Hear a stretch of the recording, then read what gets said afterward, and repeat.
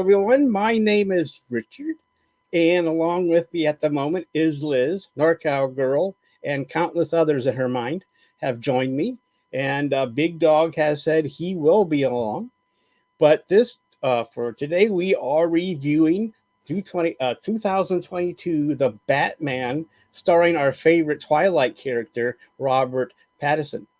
And that's when I made all the Twilight jokes, but I did not say that he was going to be a bad actor because I was one of those that learned my lesson when they cast Michael Keaton as Batman. So I kind of stayed away from it. Were you the same way, Liz? Absolutely not, because I had seen potential with Rob way back when he was in Harry Potter. Well, yeah, but I'm just saying I didn't say he was a bad actor because I mean with Harry Potter, but I watched bits and pieces of Twilight. I wasn't one of those people that watched all the movies and was on whoever's team. I was just, you know. As much as I hate to admit it, I am a big Twilight fan. That doesn't surprise me, Liz. I mean, I knew I could count on you. I mean, I knew it.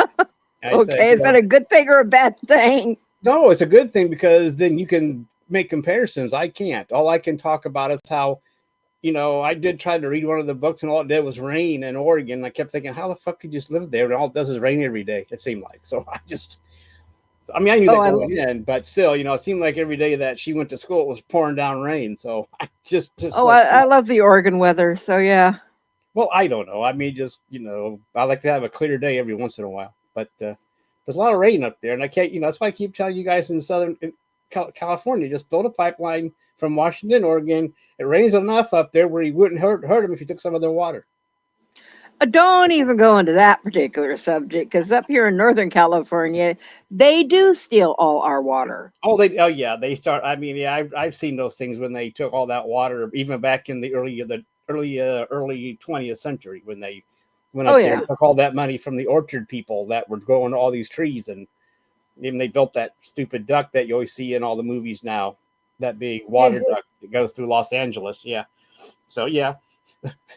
Another one, yeah. We're already getting sidetracked, and here we go. We're only 3 minutes in, so. But yeah, you're right. So anyway, this film it had a budget of between 185 and $200 million and made 177 million, and I don't know about you, Liz, but I think the days of all these big budget movies trying to make money at the theater are over since the pandemic. I think you're right. And especially now, a lot of movies not only will come out in the theater, but simultaneously will be streamed. You're right. Prime will do it. Peacock does it. No, everybody, yeah, they all do it. Max and Disney, whatever. Hey, I'd like to welcome in the Big Dog, who probably is right now the happiest man in the world because I was going to say it again. There you go again. The Raiders are winning at halftime, 24-0. So, Big Dog, it seems like all along all you had to do was fire Josh McDaniels. Pretty much. And the Packers won also, my backup team. Yes, they did. Fuckers. So But I mean, yeah, I picked all the wrong ones. I should have went. I knew the Pack. I was going to change. I was thinking about changing the Packers, but then I always fear that I'll make the change and then I'll lose. But so I had to go down swinging. But anyway, we're talking about Big Dog. How you doing tonight? Besides, you're happy about Oakland. Well, I guess I'm happy too because the Browns won. They beat the hell. They beat somebody they were supposed to, and now it is safe to say it's a sure thing. I'm doing okay. I'm fighting off something. My daughter is sick. The baby was sick. No, man. And I watched him on Saturday, and his mom, my other daughter, is sick also. So I'm fighting off something right now. I can feel it, but I'm fighting it off. Oh, geez. But other then I than can't kiss you. Then I can't go kissing you on the lips anymore. Shame on it. And me either. No. I can't keep it on the lips anymore. It doesn't have to be on the lips, though. Oh, okay. That's a cure for headaches. Oh, geez. Yeah. That's right. Well, as us guys always say, that's the cure for everything. That's right. Pretty It No much. matter is. what Yeah. whatever ails us, there's only one. There's one thing that's always the cure. We don't. I mean, it might not be right, but we're going to tell girls that. Well, Sometimes they believe us. but here's the thing: there are some girls that get cured of their headaches from you guys. If you get my drift. Yeah. Okay, it's the second time we've been sidetracked since we started. I'm sorry. No, it's fine. No, you're not. No, you're not. Before you joined us, we were talking about all the water problems in Southern California and taking water from Washington and Oregon because they want lots of water.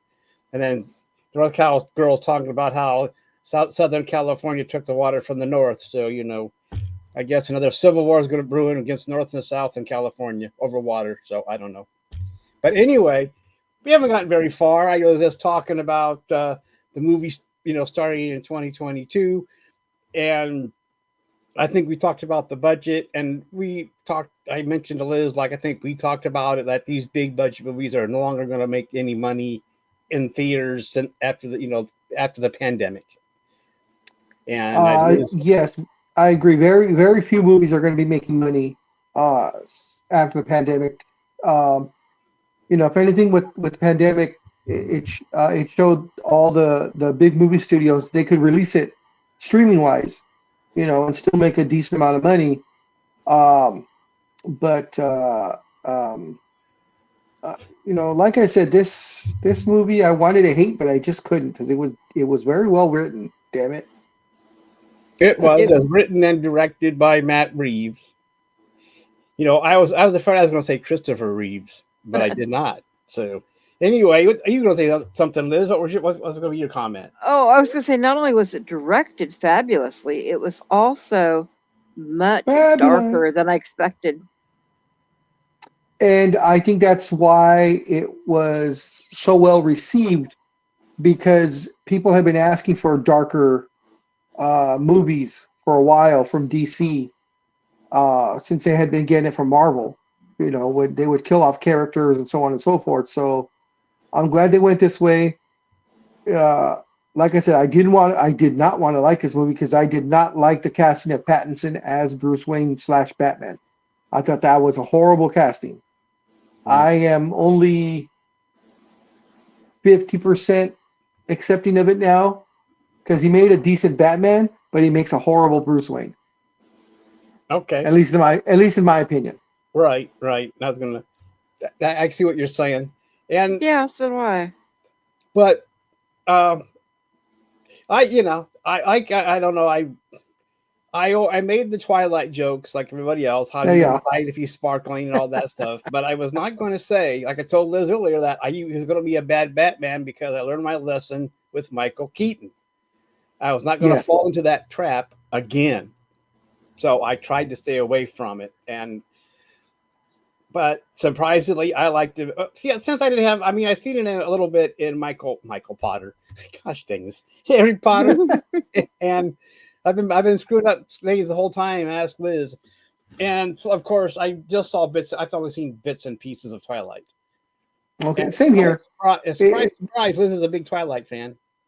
Well, yeah, she's female. She's female. That's why.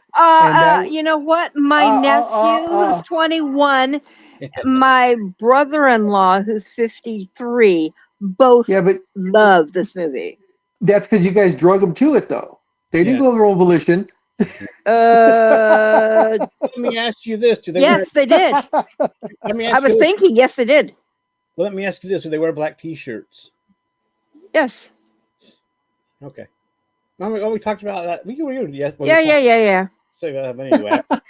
Notice Big Dog is wearing one for me right now. Yeah. No, I'm wearing a Marvel shirt. See? Okay. This is my grandson's favorite shirt. That's why it's so loose here, because every time I see him, he stretches his damn thing to pull it down so he can see all the characters, and then has me name every single character every single time I wear it. But you're wearing a Marvel shirt for a DC movie.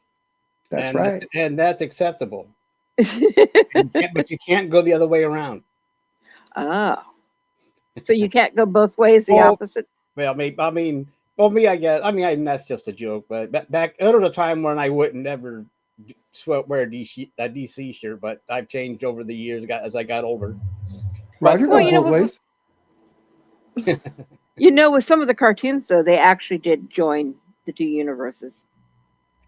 I will say, at least in my opinion, Marvel has the better cinematic movies. DC has the better animated movies, and it's hands down. It's not even close on the animated movies. No, I agree. Animated 100%. movies, yeah, their animated movies are so well done, so well done. Yeah, it's like it's opposite. I mean, DC was able to make a cinematic universe out of the animated, but couldn't do crap. But didn't think about doing that with the cinematic universe, whereas Marvel went vice versa. And so it was really weird how that worked out. And you're right. But we don't Marvel those days that Marvel may be coming to an end too, because who knows if this phase 5 is going to catch on, with the very true. movies, with, because Ant-Man didn't do very well. And we're going to have the Captain Minstrels, the Minstrels that are coming out here in November. A bunch of women with sync periods running around fighting crime. And I think though the only problem, and the problem with the Marvels, that comes out in 2 weeks or whatever it is you have to have watched the Disney shows on Disney Plus to make connection as to where they're going. Because I'm pretty sure if someone just watched the movies, they don't know who the hell who the second Miss Marvel is. Right. The Indian girl. Indian? I think she's Indian. Yeah. And of course, Photon or Quasar, whichever they want to call her. I'm not sure what they're calling her. They only hinted at it in the Captain Marvel movie what she could be, but unless you watched the TV shows, you don't know who these other two characters are. Mm-hmm. Right. And I tried to watch some of those Marvel TV series on Disney at one time, and I threw up and stopped. So there was only one that you should have thrown up and stopped. The others were great. Well, I didn't really care much for Loki either. I thought that kind of didn't throw me. Loki was okay. I haven't seen the second season yet, but I thought Loki was okay. I thought the WandaVision one was excellent. Yeah, that was pretty good. Loki, I could not stand. Yeah, and I love the actor. I just could not stand. I like that actor too playing Loki. I mean, he's perfect for it, but I just couldn't get behind the whole storyline of him just being a powerless fool when he should be kicking everybody's butt still. I just thought he should have been more. I just thought the series would be about him causing more mischief and him getting bit getting bit in the end by something. But no, it's getting away with it. But it's his coming of age story again without power. Yeah. And with WandaVision, you had to watch that to watch any of the following movies to understand why she broke and she became the Scarlet Witch. Right. The Hawkeye one I thought was tongue in cheek. It was cute. Oh God, it was awesome. But then again, I have a big thing for Jeremy Renner as far as his acting. He's a local boy, so. Oh yeah, but I mean, it was watchable. I mean, like I said, it was tongue in cheek. It was cute. Yeah. Captain America and the Falcon one, or Winter Soldier and Falcon. That was pretty. That was above average. I thought that was pretty good. Yeah, I like that one too. It seemed like they were crescendoing, and then all of a sudden, with Loki, it kind of started to dip. Yeah, and then there was She-Hulk. So, I haven't even watched. I haven't watched. I haven't watched She-Hulk, and I haven't watched Moon Knight, and that's surprising because Moon Knight is one of my favorite characters in comics. Yeah, I like that Moon Knight too, but I haven't watched that one. But I couldn't finish She-Hulk, and plus, of course, it took. She was able to do this Mary Sue thing and start kicking the Hulk's ass after half an episode after he was trying to show her how to use the powers, and all of a sudden, look, I'm stronger than you. You're a weak man. I'm gonna beat your ass and all this crap. But anyway, I could. Plus, some of the storylines weren't to my. I mean, I didn't like the storylines. Maybe Liz might. I didn't care much. I haven't seen it.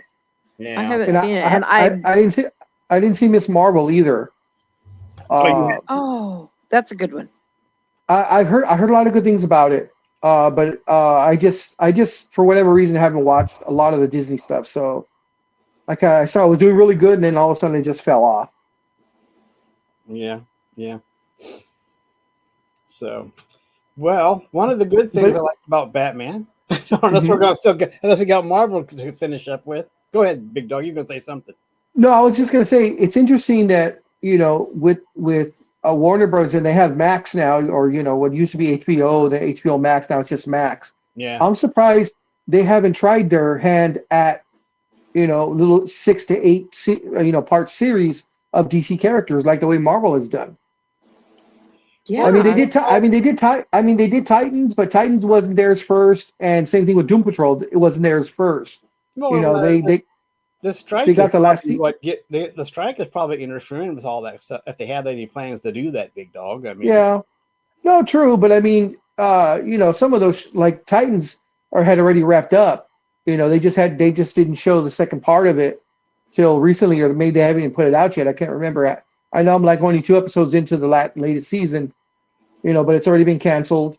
They're not bringing that back. They're not bringing Doom Patrol back, which I thought was interesting. It's a quirky series, but Doom Patrol is one of those ones you have to sit down and not have any distractions. Even though it's a quirky series, you just have to pay attention to Doom Patrol. That one's a weird one. Well, the comics was like that too. Yes. So very much so. Especially the Vertigo. So yes. Oh, that was some crazy stuff on there. Yeah. So I'm pretty sure those writers and artists were dropping some acid as they were drawing and writing. I think that was the prerequisite. Yeah. for writing for Vertigo was you gotta do this acid and we'll write some stuff, But yeah. But anyway, yeah, I don't know. Maybe once all this actor writer stuff gets settled, maybe I don't know. This new owner of Warner Brothers, I not sure what he's up to. He seems to be cutting things left and right, or was. I don't know what he's up to. And and changed the name just to Max. I don't know what the heck that accomplished. I'm not sure what that accomplished. But then I was glad that when the president of Peacock said they weren't going to cut their name in half and just call it the Cock, today on the Cock, but he said he wasn't going to do it, which really I would have liked to see him do it. It'd be kind of fun to have something called the Cock and see how long that would last, but still. that would not have lasted. That wouldn't last. Watch even if you'd done an emblem of just a rooster, still wouldn't have worked. A rooster, yeah. But anyway, and another thing that we could probably get off on track is how bad streaming is and how there's a lot of streamers now. And and I think you mentioned it, or maybe you did, Liz, I think later on we were talking to Michael and them off screen about not having any movies because of this. Oh, until probably not even through next summer. I don't think so. Yeah. But I noticed after you said that, I noticed that before that everything that most of the stuff that Netflix dropped new is from foreign countries. So a lot of it is coming from everywhere, and it frustrates me when they can't get the translation to match, or the translation to match the real words, or vice versa. You watch the English and you watch it, and you have the translation going. No, because they try to get the English translations. They try to put it in English terms, but I want to watch something and get the vibe of that country. Like I want to get the vibe of how they speak. I don't want to watch an Americanized movie. Yeah. Well, the one that's coming out, I think it's December 1st, and I want to see it because it just warms my heart because it's a child in me being able to watch this again. But Godzilla -1. Oh, I haven't seen that. Oh, check the trailer out. It's in Japanese with English subtitles. Okay. And Godzilla, it said it hadn't been rated yet, but I'm pretty sure it's going to be rated R from what the trailer has shown. A lot of killing by Godzilla. So. Well, that sounds like a future movie that we're going to be reviewing. So, sounds like I'm definitely going to watch this. Well, that's just like for, like everybody else, we watched the original, no, not the original, but the Godzilla movie that was shipped over with Raymond Burr. Oh, yeah. And then I finally get to watch the original one, and you're like, holy shit. The original is so much better. Why did they screw it up? Because because they cut pieces, and like that woman had a bigger part. You're like, holy crap, this is a lot better. And back then, American audiences probably wouldn't have read subtitles, but today people are kind of used to it. But the original is a lot better, and I recommend it. So. Oh yeah, definitely. I've seen the original too. Yeah, the Americanized version is so watered down, but I think they did it. And that's why they got Raymond Burr. They needed someone for Americans to recognize. So yeah, that's the whole ploy behind that, and plus because part didn't make much sense anyway. Yeah. So I shouldn't tell you guys that was gifted to me after my best friend died. He'd spent many years back and forth in Japan. After he passed away, one of the things in his will was to give me all his original Godzilla movies. Really? Wow. Yeah. That's awesome. So I'd rather have him, but at least I have the movies.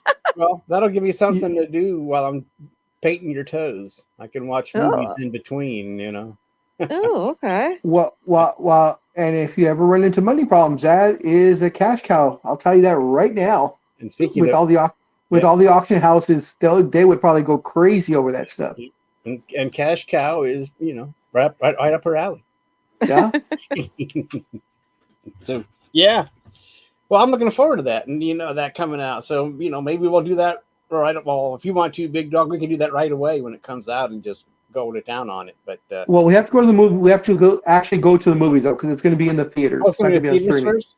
Yeah, theaters first. I haven't been to a theater since before the pandemic. Maybe you'll make me. Maybe I'll go. Y'all talk me into it. I mean, we could wait for it to stream. I mean, I'll probably see it at the movies probably that first week or so. Yeah. Or the second week of December. And then maybe we could, when it hits the streaming service, whenever it hits the streaming, we could do it that following Sunday, Wednesday, whenever. Oh, it'll hit streaming probably the next week. So no, I don't. Hi, Tanya. I don't know. It's hey, Tanya. Hey, Tanya, how you doing? No, I don't have the. I didn't have that on. I missed it. I had it. Oh, yes, I still had it on the thingies. I actually like the idea of waiting till it comes out on streaming because it's not just the three of us talking about it. So everybody that's listening, it's like they haven't seen it, and that would be kind of mean to throw spoilers at them. Yeah, I don't care. No, I mean, I see what you're saying. You're horrible. I see what you're saying because, I get it. My rule on a big movie is I won't do any spoilers till the movie's been out for at least 2 weeks. Yeah, after after 2 weeks, if you still haven't seen the movie, well, that's your own fault. Yeah, but you got to realize too that with everybody posting shit on Twitter or X, I hate that. They're going to get the idea of it anyway. Okay, good. How are all of you? We are doing fine. Thank you. Thanks for asking. Some of us. How are you doing?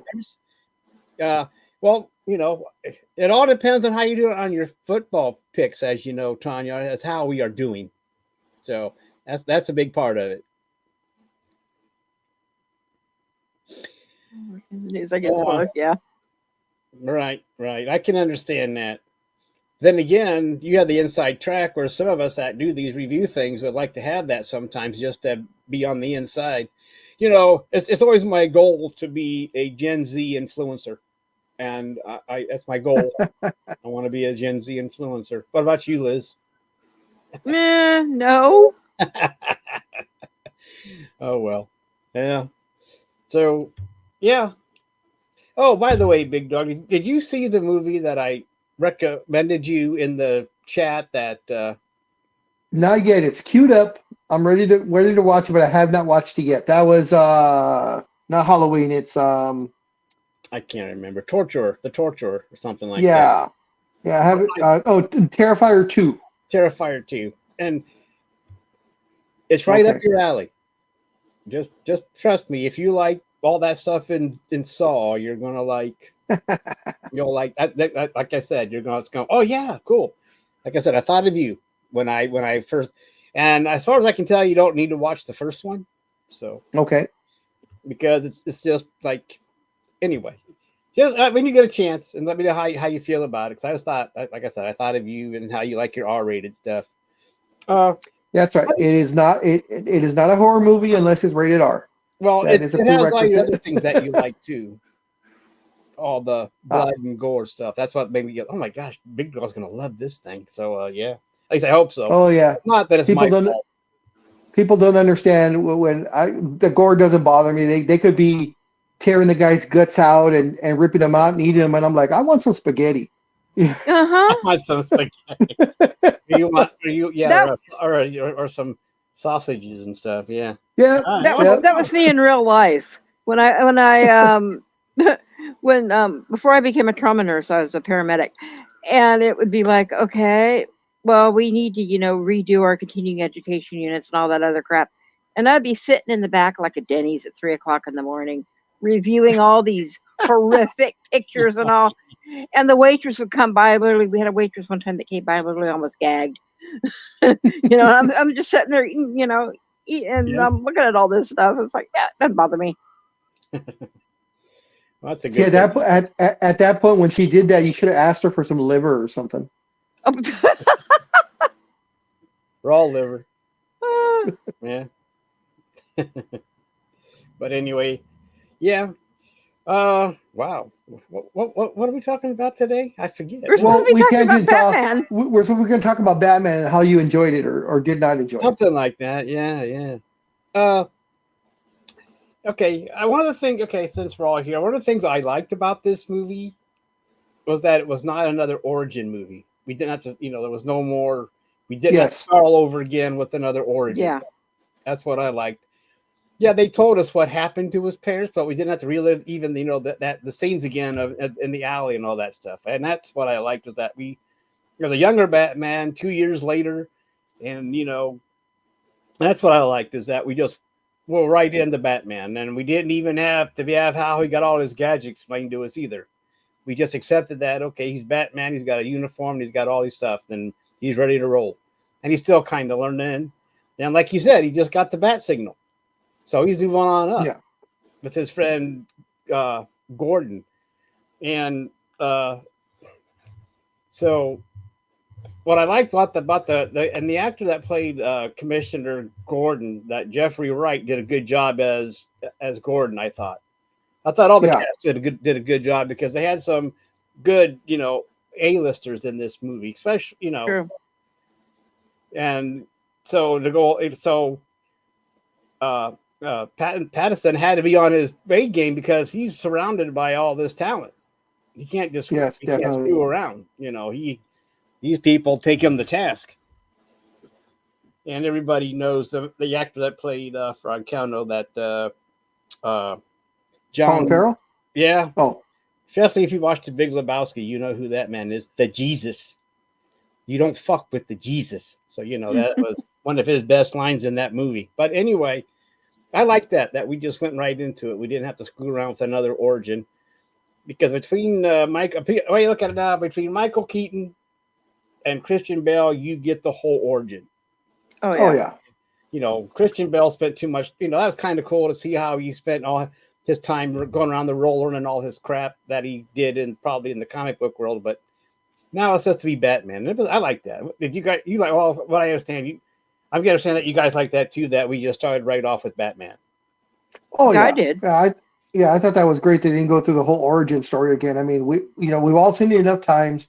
Batman's been rebooted 1, 2, 3. So this would have been like the fifth time we'd had, a new Batman series. So everybody knows the story, the background by now. It'd be different. It'd be different if, they brought in Thor or Iron Man, that Marvel did, where you had to do the background because no one knew who these characters were unless you were a comic book fan. Oh, yeah, plus they were new. It was just brand new too. There was no previous.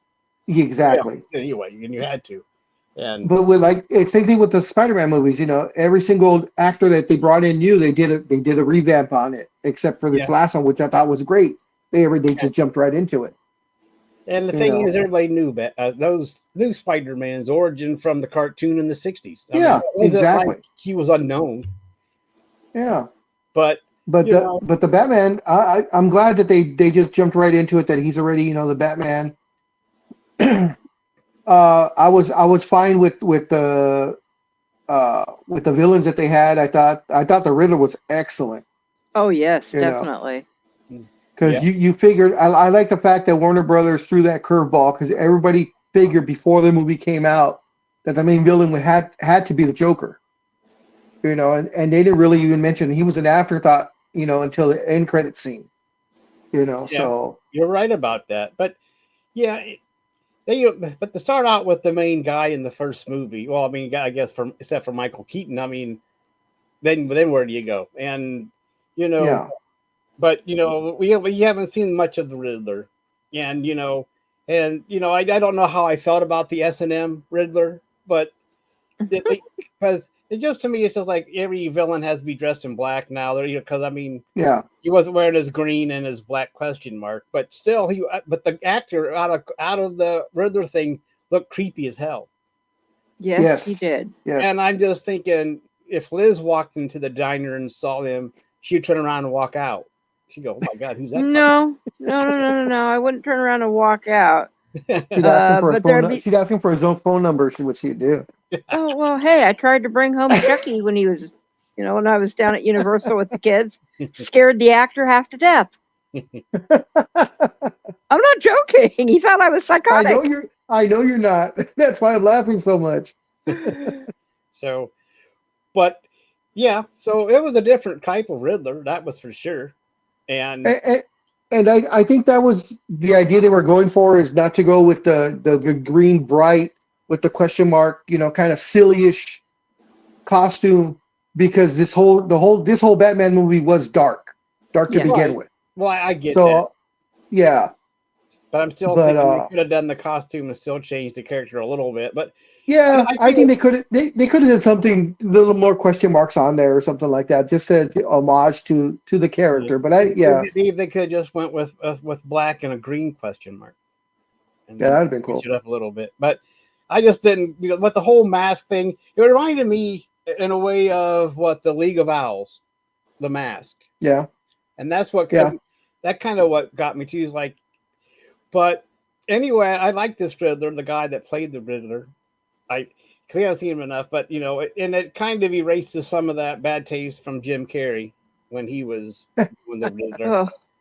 I mean, I know that that whole movie was, I don't know what that movie was, but I still think the best Riddler is Frank Gorshin. Even though it goes back to the original TV series, but I just think that he was just, he knew what he was a good actor. And so anyway, it was good with him.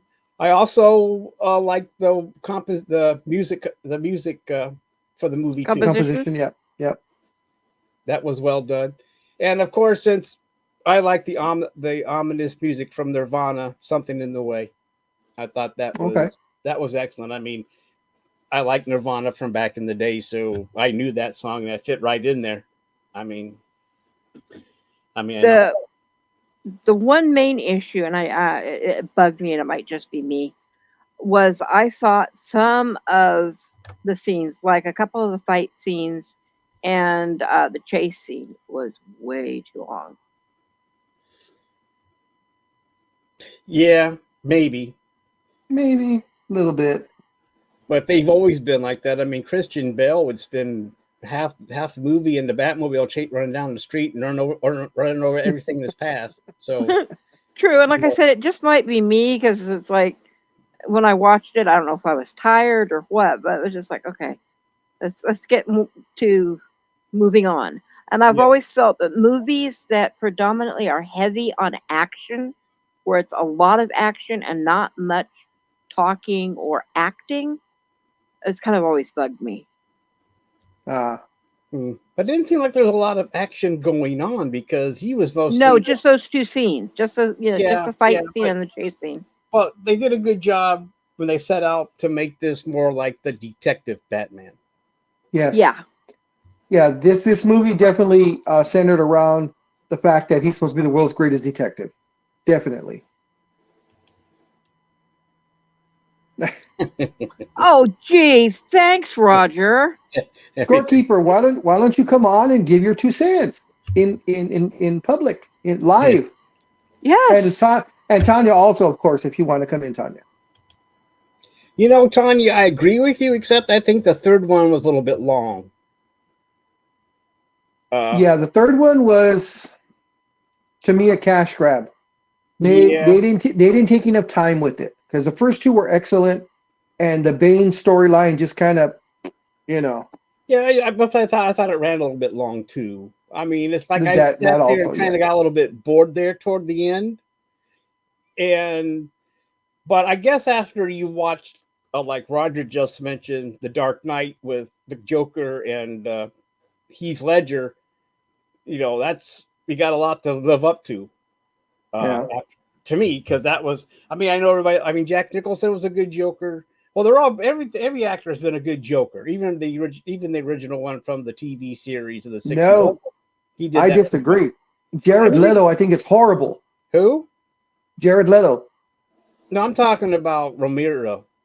Oh no, I know, but you're saying, you said all the actors that have played Joker, and I said, I'm like, no, no. I take that back. Yeah, you're right. I don't know. I didn't even think of him. That's how I was just thinking of the 3 that I liked. I didn't even. I just. Oh, Cesar Romero, I thought was excellent. I mean, for that time in that era, he was perfect. Yeah, you're right.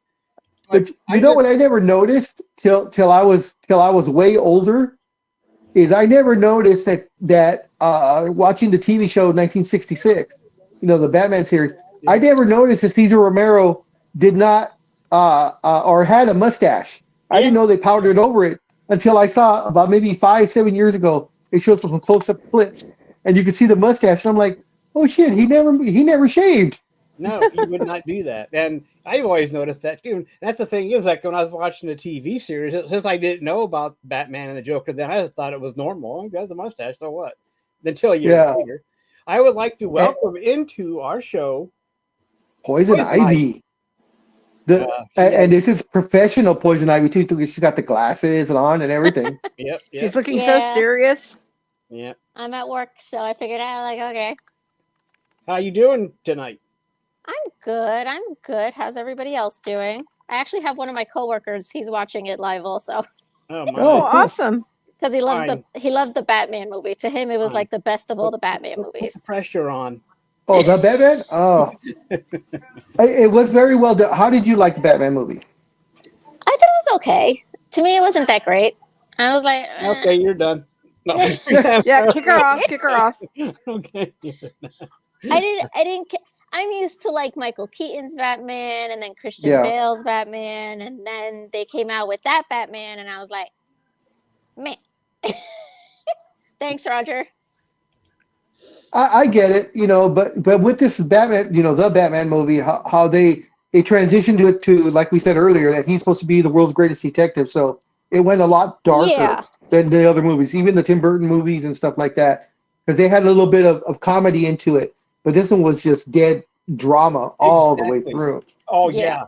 I mean, you're right. And that's what I noticed too, is that, even, Christian Bale had some funny, plus what's his name? The butler guy. Gosh. Oh yeah. Pennyworth. Yeah. Alfred. I mean, for Christian Michael Bale, Caine. He had all those nice, funny lines too. I mean, it was like, I keep forgetting his name, but he's like a major actor, and I keep forgetting. Michael Caine? Yeah, Michael Caine, right? Yeah, he always had those lines too, like something funny to say. But this Batman, he just stood there and stared at you like, get the fuck away from me. I mean, yeah. Guys, give me 1 second. I'll be right back. Okay. Okay. So that's right. He just had that presence. I mean, Robert Pattinson was able to get that Batman presence, I thought, of being the Batman. And I also, even though at times I wondered how he snuck up on anyone, we had those boots that went stomp, stomp, stomp. And then again, if you're coming out of the darkness and all you hear is this stomp, stomp, stomp, like you're freaking out because what the hell's coming at you?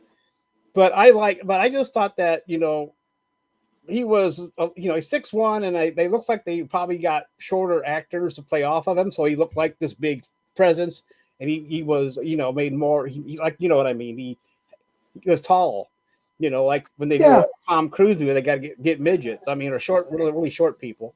And don't make fun of short people. Huh?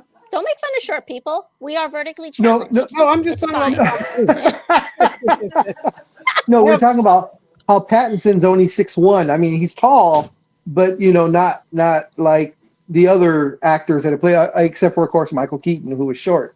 Yeah. You know, but it's all about when you do that, it's all about angles, how you shoot the angles to make him look bigger. I'm just saying that he looked like a big, tall presence, no matter who he was playing off of. It looked like, you know, look, I'm 7 foot and I should be playing for the Lakers, you know. But so that was good, and plus, I mean, I just thought that he had that look. People would talk to me, just stare at you like, get the fuck away from me. I agree. I don't know how to put this. People said you shouldn't be at this crime scene. He's just he's like, okay. Yeah. I mean, he pulled it off as Batman. I'll much as like I said, I wanted to dislike this movie so badly, and I couldn't because it was well written. He did a decent Batman, but as I've said before, and I will continue to always say this, he was a horrible. He's been the worst Bruce Wayne of all the actors that have ever played him. Well, because you didn't do that because I can't see an emo guy, you know, in my mind being a billionaire industrialist, you know, that owns all, you know, half of Gotham City and half the world. You know, he flies everywhere, but he's got the emo baggy eyes and the greasy hair and stuff. Really? No, I'm sorry. A billionaire will never look like that. But he inherited all of that from his parents. Yeah, but don't you? I don't care. Look at all the billionaires that have gotten money like that. They don't look that way. Look at Paris Hilton. She couldn't look all grungy and stuff if she wanted to, but no, huh? Lex Luthor from Man of Steel, the Mr. Emo himself. Nah. Yeah, that dude. Right? Yeah, that whole. I mean, yeah, that's weird how they had him look like that, but he wasn't Bruce all that often either. I mean, he well, and I think they knew it too. You know, they limited his Bruce Wayne appearance and stayed with the Batman, which you know, he, like I said, he pulled off great. I was a little disappointed with the cowl, how it just cuts off like a Daredevil mask rather than the whole, you know, regular cowl that he usually wears. But other than that, I mean, he did play an excellent Batman. Yeah, they went old school on the mask and the outfit. And talking about that, I'm glad that even though this movie takes place in 2022, they didn't. No one wouldn't say, you know what, it's 2022. Let's give him lasers and, you know, make his costume look like an Iron Man thing. They kept it old school too. So, you know, I like that they did not make any stupid changes to make it like, well, it's 2022. We should have all this tech. No, he's Batman. He doesn't need all that. He just needs his little rope and a batarang, and he's ready. He's all set. But that costume still had to be very well bulletproof. He got shot a lot and was falling all over the place. And plus, he was vulnerable too. He wasn't like indestructible. Yeah, and I think they've learned from the previous movies, like the Michael Keaton and Val Kilmer and stuff, how you had to have a workable suit. You know, because we all remember Michael Keaton, those Batman movies, when he'd learn it, he'd be like, because he couldn't turn his neck. No. Yeah. You know, and they made sure in this one that, you know, he could move around and everything was an actual workable type of a suit. Well, I remember George Clooney said, well, if you wore that costume, you get your ass kicked. Because you couldn't move around in it. George, yeah. Well, and George Clooney, well, I mean, he almost single-handedly destroyed the whole franchise, so. Well, I don't know how much of that was his fault with the nipples and everything, but yeah. But still, I thought that the movie was, you know, it was very, very sexist and racist and did not give Batgirl any nipples. I thought that was terrible. It was very sexist. I didn't like it. That was such a horrible movie all the way around. About sexism in the movies when I watched that. Say, hey, equal opportunity. Everyone has nipples. But no. But anyway, you're right. That thing was Batman and Robin. Oh my God. I walked out of that movie. You did? Did you really? Oh, yes. Wow. I sat through it though. I mean, I decided to suffer with the rest. Really? Yeah, I mean, I couldn't handle it. You either? You walked out also? Thank God! I didn't even. It was like, what the hell is this garbage? Like, I was excited for the concept of Batman and Robin, and then then they put that crap on the screen, and I was like, what the bloody hell is this? This is stupid. Yeah. Well, I guess they did give Batgirl those tight little pants to show up her ass, like oh my gosh, it was like the most sexual thing ever. I was like, I don't know what's going on here. And if you didn't think Batman and Robin were actually, kind of maybe having this little inappropriate relationship, this movie proved it. It's like, oh my God, what's going on here? But I mean, they tried to shove so much into that movie. I mean, you had Robin, you had Batgirl, you had Mr. Freeze, played by Schwarzenegger, which was horrible. Yeah. I mean, everything was just, you could think of. He said, everything was just so bad about that movie. And because it wasn't that's the one that had Two-Face in it also, right? With Tommy Lee Jones. I thought he was done when he did the movie with Jim Carrey. Or was that the previous one with Carrey? I'm trying to remember, because I know wasn't there another villain other than Mr. Freeze? There was. I don't remember. I don't want to remember. Yeah, I know. Neither do I. If there was still maybe Poison Ivy. Oh, maybe it was Poison Ivy. Maybe it was Poison Ivy. I can't remember. That movie was horrible. I mean, that was just so bad. They were all bad. But I'm just saying there had to have been another one because we had three of them now, Robin and Batgirl. So Batgirl had to have somebody to fight,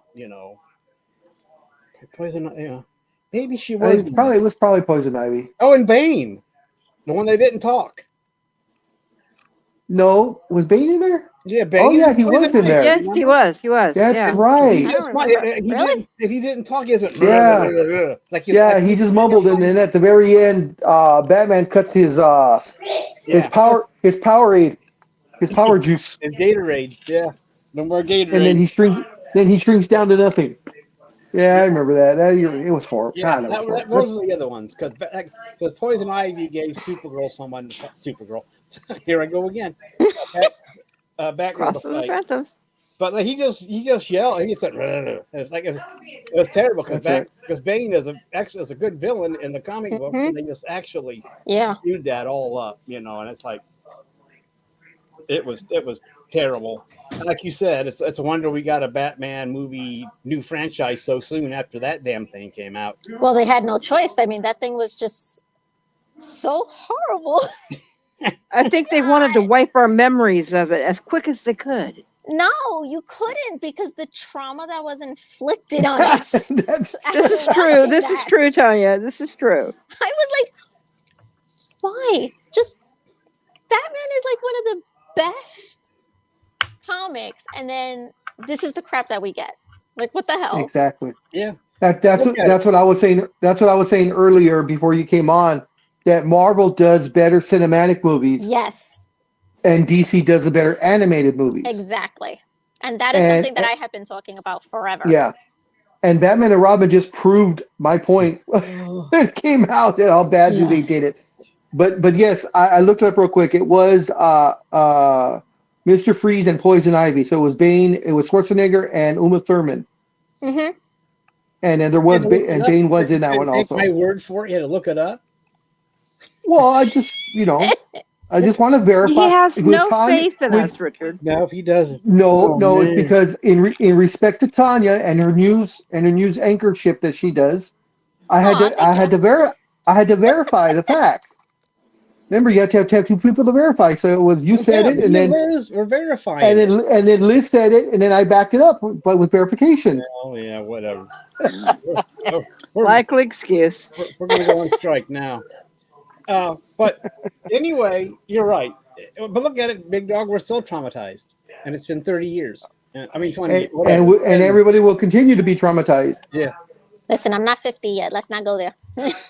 I know you just turned 30. We just said that yesterday. Yep. So, yeah. So, whew. But Christian Bale came back and did a very good job on that series. That was a good series. And then, like I think everyone agrees that the second one, The Dark Knight, was the best one of the trilogy. Yes. Definitely. Ledger's Joker. And just think about it. Only the Joker can win an Oscar. Yeah. I mean, Heath Ledger won, and then Joaquin Phoenix won it for his. I guess I'll add our fearless leader in. Must you? I've been here. We did. Well, I thought it'd be nice. I got here a long time We ago. actually have to be nice to him? Seriously? Wow. Someone got a haircut and everything. Wow. Look how neat he looks. He looks all clean shaven. He's got his black T-shirt too. He's ready to roll. Oh yeah. All right. Yeah, he's showing off those. Look at. He's trying to show off the guns. So he has one arm head out. Yes, he's getting ready to flex it. They're empty right now. Man. Did you just drive by the Blue Oyster Bar? No, actually, I'm on my way there. I didn't want to interrupt, guys. I just wanted to say hi because I'm out running errands right now, and I appreciate you guys are on right now. I miss being on with you guys, and I love the topic, but I don't recall Batman all that much. Oh, hold on. I got to avoid this kid with baskets at Walmart. Why? It's 10 points. 10 points. You're driving in California. I don't get it. Anyway, remember the first Batman movie as much. I do remember the Dark Knight movie, and I know you're not talking about that one. Well, we talked about everything. Wait. I'm talking about yeah.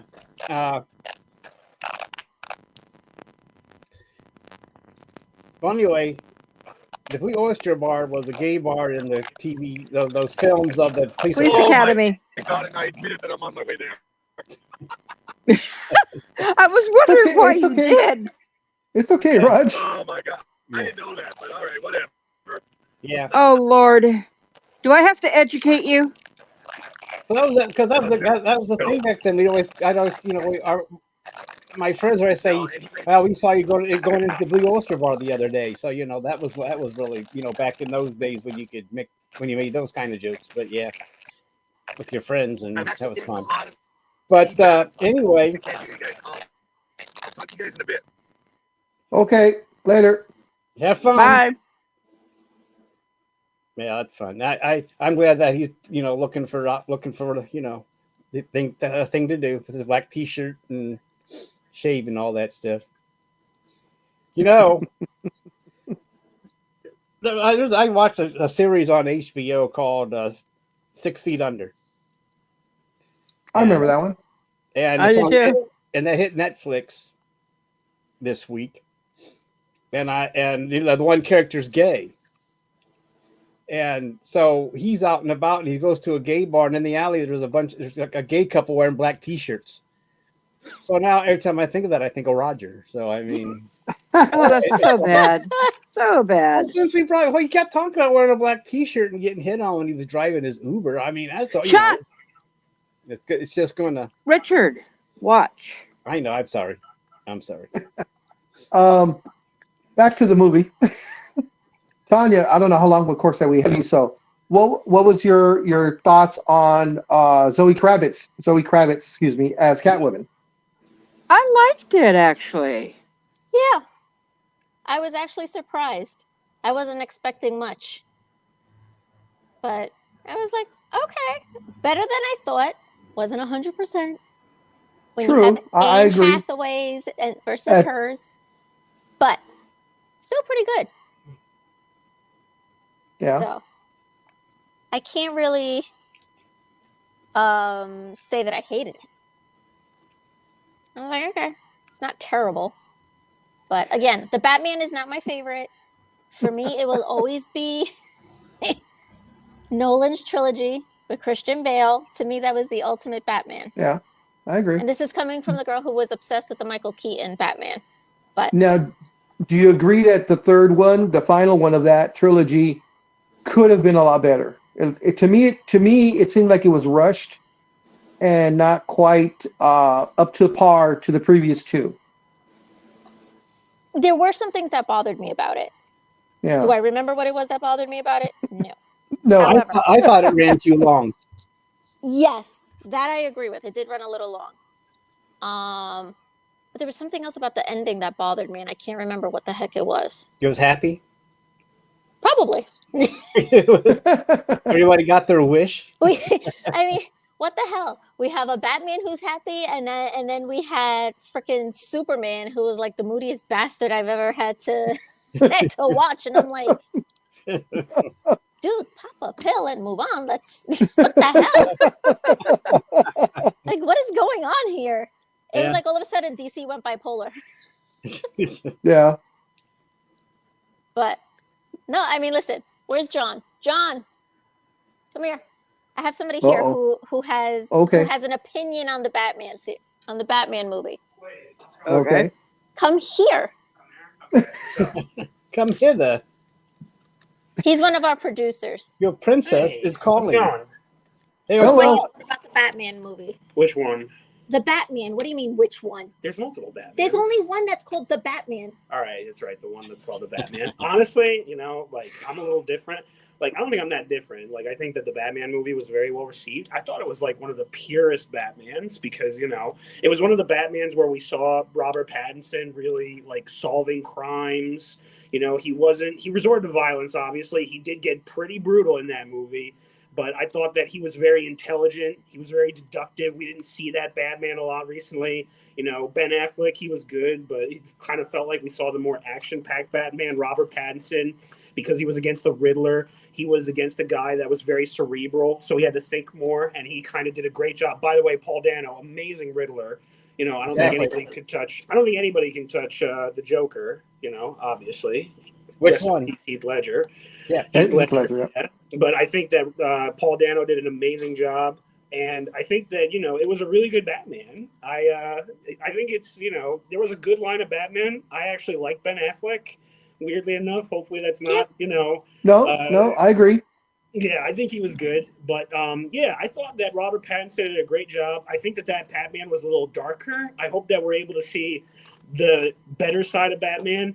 Like, this is something I was actually telling Tanya. I'm not sure you guys remember, but in the Justice League, when Batman and Superman in the Justice League, they were fighting the Royal Shuffle Alliance. Yep. There was that scene where Ace, the little girl that was able to change reality, she had cancer and she was dying. And, you'd normally think that Batman would do something about that. That would be more aggressive, but he didn't. He just sat down with the girl and respected her and, escorted her when she died. So I think that, I would hope that we get more of that Batman going on, because that's an awesome Batman to see. And it's not one we see a lot. But I think Robert Pattinson was kind of not moving in that direction since it was dark, but I think he has the potential to. So I hope that they do more with it. Exactly. Because like I said, that Batman that he played, it felt like that there was a lot there that we don't normally see in Batman shows. Are you done?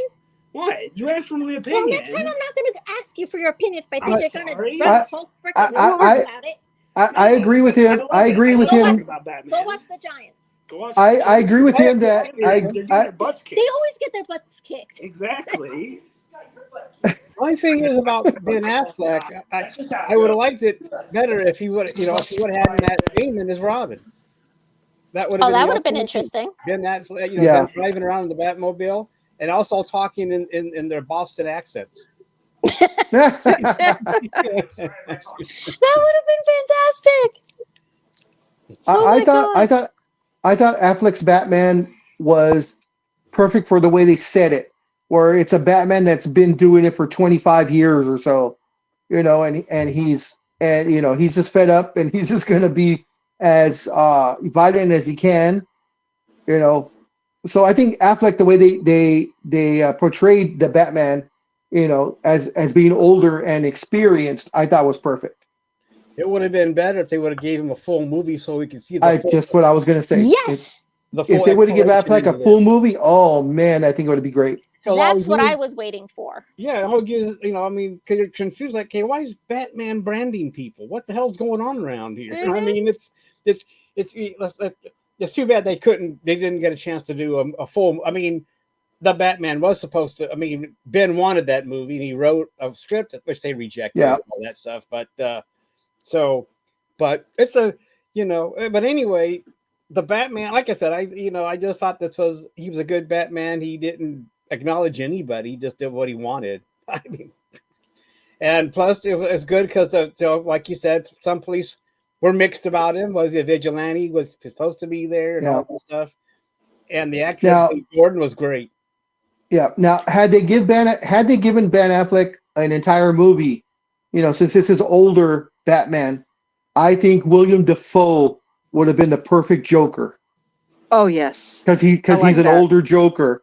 Yeah. He's got the face, he's got the look, he's got that weird smile that he does. Can you imagine putting the Joker makeup on that and that then having Affleck? Fantastic. And we know he has a laugh. Oh yes, definitely. And as long as they don't put a jalapeno on his head, we're fine. Uh-oh. Breaking news. Dwight Gooden. This just in. Dwight Gooden came in for the Giants? They're that desperate? No, we got a call from somebody named Dwight Gooden, and I'm like, wait a minute, is that the former Mets player? Put me on the phone with him. There you go. Is it? Is it him? I don't know. Well, unfortunately your Giants are losing 30-6. Oh, she can't hear me. Oh, that's okay. She's probably glad about that. I was saying, Tanya, unfortunately your Giants are losing 30-6. Sorry. Sorry, not sorry. But they're in Vegas, so they'll have a good time after. I shouldn't really say anything considering Tanya holds something for me right now that she hasn't nailed yet. So I'll behave. I tell people the power that I have. I love it. Well, it's true. I mean, you just called your producer over. You're like, come here, and he came. No, you can end it. Thanks. No, yeah, I mean, it is what it is. Look at that evil smile that you have on there. No, the producers here are the best. I super appreciate them, and they know it. So sometimes I feed them, or I'll get them like little treats or what have you. So what's your title? You might have said it, but I forget a lot because of my stroke. So officially, honestly, what's your title? I don't even know.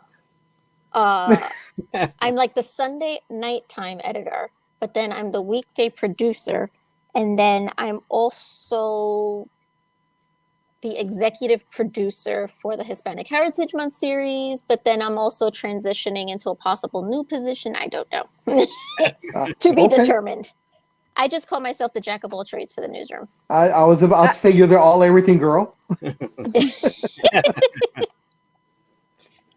But yeah. So with the Batman movie, guys, it had a budget. It says here of between 185 and 200 million dollars was the budget. They ended up with a box office of 771 million dollars. So this was a resounding success for Warner Brothers that needed it at the time, and the fact that it came out last year, just coming out of the pandemic, I think a lot of people were ready for a movie like this. The actors that they had in there, I mean, it was like you had said, Almighty, it was a who's who in acting, for this. So yeah, and Farrell was a good Penguin. Oh, Farrell! I mean, you couldn't even recognize that it was. You couldn't even recognize that it was Colin Farrell. No, I had the whole cast go at the intro, and you would have seen him standing next to his Penguin makeup. And stuff. Okay. Yeah. But I mean, that's one of the things I like this thing. He was in the movie, but he wasn't like a main villain. He was just a supporting character. Like that was cool. We didn't have to have Batman fight his whole rogues gallery in one movie. So yeah. I did have one small twist in my brain that I had to overcome, though. Okay. Uh-oh. Here it comes. I kept hearing Alfred in Gollum's voice. Oh. Every time. I'm like, no, stop it. Stop it. You realize it's the same actor, right? Yeah, no, yeah, I know. Oh, okay. Okay. Just the way you I guess it was just a me thing then. Did you like it? Did you like him as Alfred? Okay. Yes, I think he did fine. Except for the voice. Well, yeah, it was just something I had to wrap my brain around to redo. Maybe because we just watched all of the Lord of the Rings and stuff here recently that it was stuck in my head. Okay. Okay, yeah. Now you guys would probably kill me for this, but I have yet to ever watch that. Any of it. Do you read the books?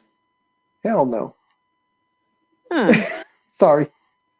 Roger actually took me to, I think it was the second one of the Lord of the Rings. The one where the tree comes alive and he's walking one of the guys in his hand. Is that the second movie? I believe so. Okay, that one he took me to and I fell asleep. Okay. Sorry.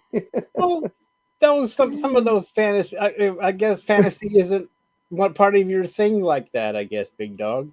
For whatever reason, the Lord of the Rings never caught my interest. You know, back when I was younger, reading, the books, I don't know, it didn't hit. And when the movies came out, I was just like, eh. Like my daughter, she loved it. She loved the Lord of the Rings. Okay, not quite the same genre, but okay. What do you think of like House of Dragons or the original? When I see it, I'll tell you. You haven't seen oh my God, you haven't seen Game of Thrones? Game of Thrones either? No. I've always meant to watch it. I heard it was really good, but still haven't watched it. It's fantastic. Well, if this helps, Big Dog, there's nudity in it, so if that helps. Oh, I know there's tons. I know there's tons of nudity in it. I mean, I'm like I would always fast forward through the nude scenes to get to the violence. Yeah, sure you would. As he freeze frames. Freeze frames. Screen capture. Yep. Screen capture. Yeah, screen capture. Well, that's what Dwight said. So if it's good enough for Dwight, it's good enough for me. Of course, it makes sense when Dwight says it. I'm an odd person, so. You're a very innocent person. I shall have to corrupt you. Oh no, I'm not innocent by any shape of form at all. But for whatever reason, Game of Thrones. Actually, I've been wanting to watch it, and for years now. It's just I've never sat down and committed to it. So I've never watched that one. And Lord of the Rings, just like I said, never ever interested me for whatever reason. I agree. It is a little slower. Slower. See, Tanya agrees with me. Yeah, my husband tries to get me to watch Lord of the Rings. I'm like, it's not happening. He's like, but I watch Star Trek with you. I'm like, because you like Star Trek. And I watch Star Wars with you. But Lord of the Rings is not happening. Yeah, I was telling them that Roger took me to the second one at the movies, and I actually fell asleep. And I think that's the only time I've ever fallen asleep at the movies. Oh my God. No, I think I fell asleep watching the Hulk. Which one? Which one? Not the most recent one. The one that everybody was like, what the? Oh, that's got to be the first one. Yeah. Yeah. Where the Hulk grows and the dogs grow. You're sitting in the theater, you're watching it, and you're like, oh, okay, it's over. No, it keeps going. Okay, now it's over. No, it keeps going. Like, what the hell? When is this going to end? Yeah, no, the world explodes. Pretty much. So with this, the Batman movie, for you guys, where do you rank it on all the other movies? Are you talking like trilogy-wise, or are you talking just every single individual Batman movie? I guess you'd have to go every single individual Batman movie, since the Batman is not in a series yet. It's a standalone as of now. Supposedly there's going to be a second one, but even that has yet to be confirmed. I can't see how they didn't, because they made a ton of money. So, but ranking it, I probably have 2 or 3. 3 or 4. Yeah, I'm thinking the same. I didn't like him as Bruce Wayne. He sucked as Bruce Wayne. I could not stand him as Bruce Wayne. I yelled and screamed to no one who would listen. Yeah, I mean, the man was supposed to be a playboy. There was nothing playboy about him. Yep. No. He looked like a schmuck. Well, at least he wasn't a Bruce Wayne that much. And I put that movie, I made a list and put it Okay. I put it at number 3. Okay, that's about what I'm thinking, 3 or 4. So I put the first Michael Keaton, and then Dark Knight, and then that movie, and then the rest follow. Probably the rest follow. Yeah. See, and I think I have Dark Knight, but the second of the trilogy which was that one? I can't remember the name of it. But Dark Knight. Okay, so I have Dark Knight, and then I had the Michael Keaton movie. They were the first, and then probably this one. Yeah, I'm about right there with you. Like I said, I was thinking between 2 and 3, but yeah, I think Keaton's in there. And for me, it might drop down to 4 because every time I saw Pattinson as Bruce Wayne, I kept thinking, you guys are gonna laugh. I kept thinking Tobey Maguire in Spider-Man 3. Oh my God, yes! That's right. Yes! Yeah. Yeah, when he was under the influence of the Venom suit. Yeah. That was like, I could see both of them. They were just like mirror images. They could be twin brothers. Oh my God. Yeah, that's right, Big Dog. That's a good observation. Yeah. Yeah. There you go. They could hang out and be emo together. Yeah. Oh, God. You're right. I guess they didn't go out of their way to make him a playboy type of guy, but it seemed like he was just too. He was always serious. I mean, even it took. I mean, Michael Keaton was like that too until Alfred said, "You got to be more. You got to get out there and do a little bit." Or that Christian Bale that Kane told him he needed to get out there and be more of a playboy because you're hanging around the house all the time. So it might have been telling him that. And before Christian Bale came in to be the Batman, I always felt that Keaton was the better Batman, but Val Kilmer, and to this day I still say even over what's his face in the trilogy series, I still say Val Kilmer is Val Kilmer over Christian Bale as far as Bruce Wayne is concerned. To me, he's a perfect Bruce Wayne. He's got the look. He's got the he's got everything that would make him the suave debonair type, whereas Christian Bale always had that snootiness to him. Which made him the perfect Bruce Wayne, in my opinion. Perfect bet. Yeah, I agree with Tanya on that one. I can see that. I mean, it's a good argument, at least to me. Christian Bale's Batman could do no wrong. I mean, the man had everything. He had the looks, he had the tude, and he had the pissy little attitude when needed. So I agree. And he was a freaking badass. So. But even though Big Dog, you say that Val Kilmer was the perfect Bruce Wayne, he got laid as Batman though.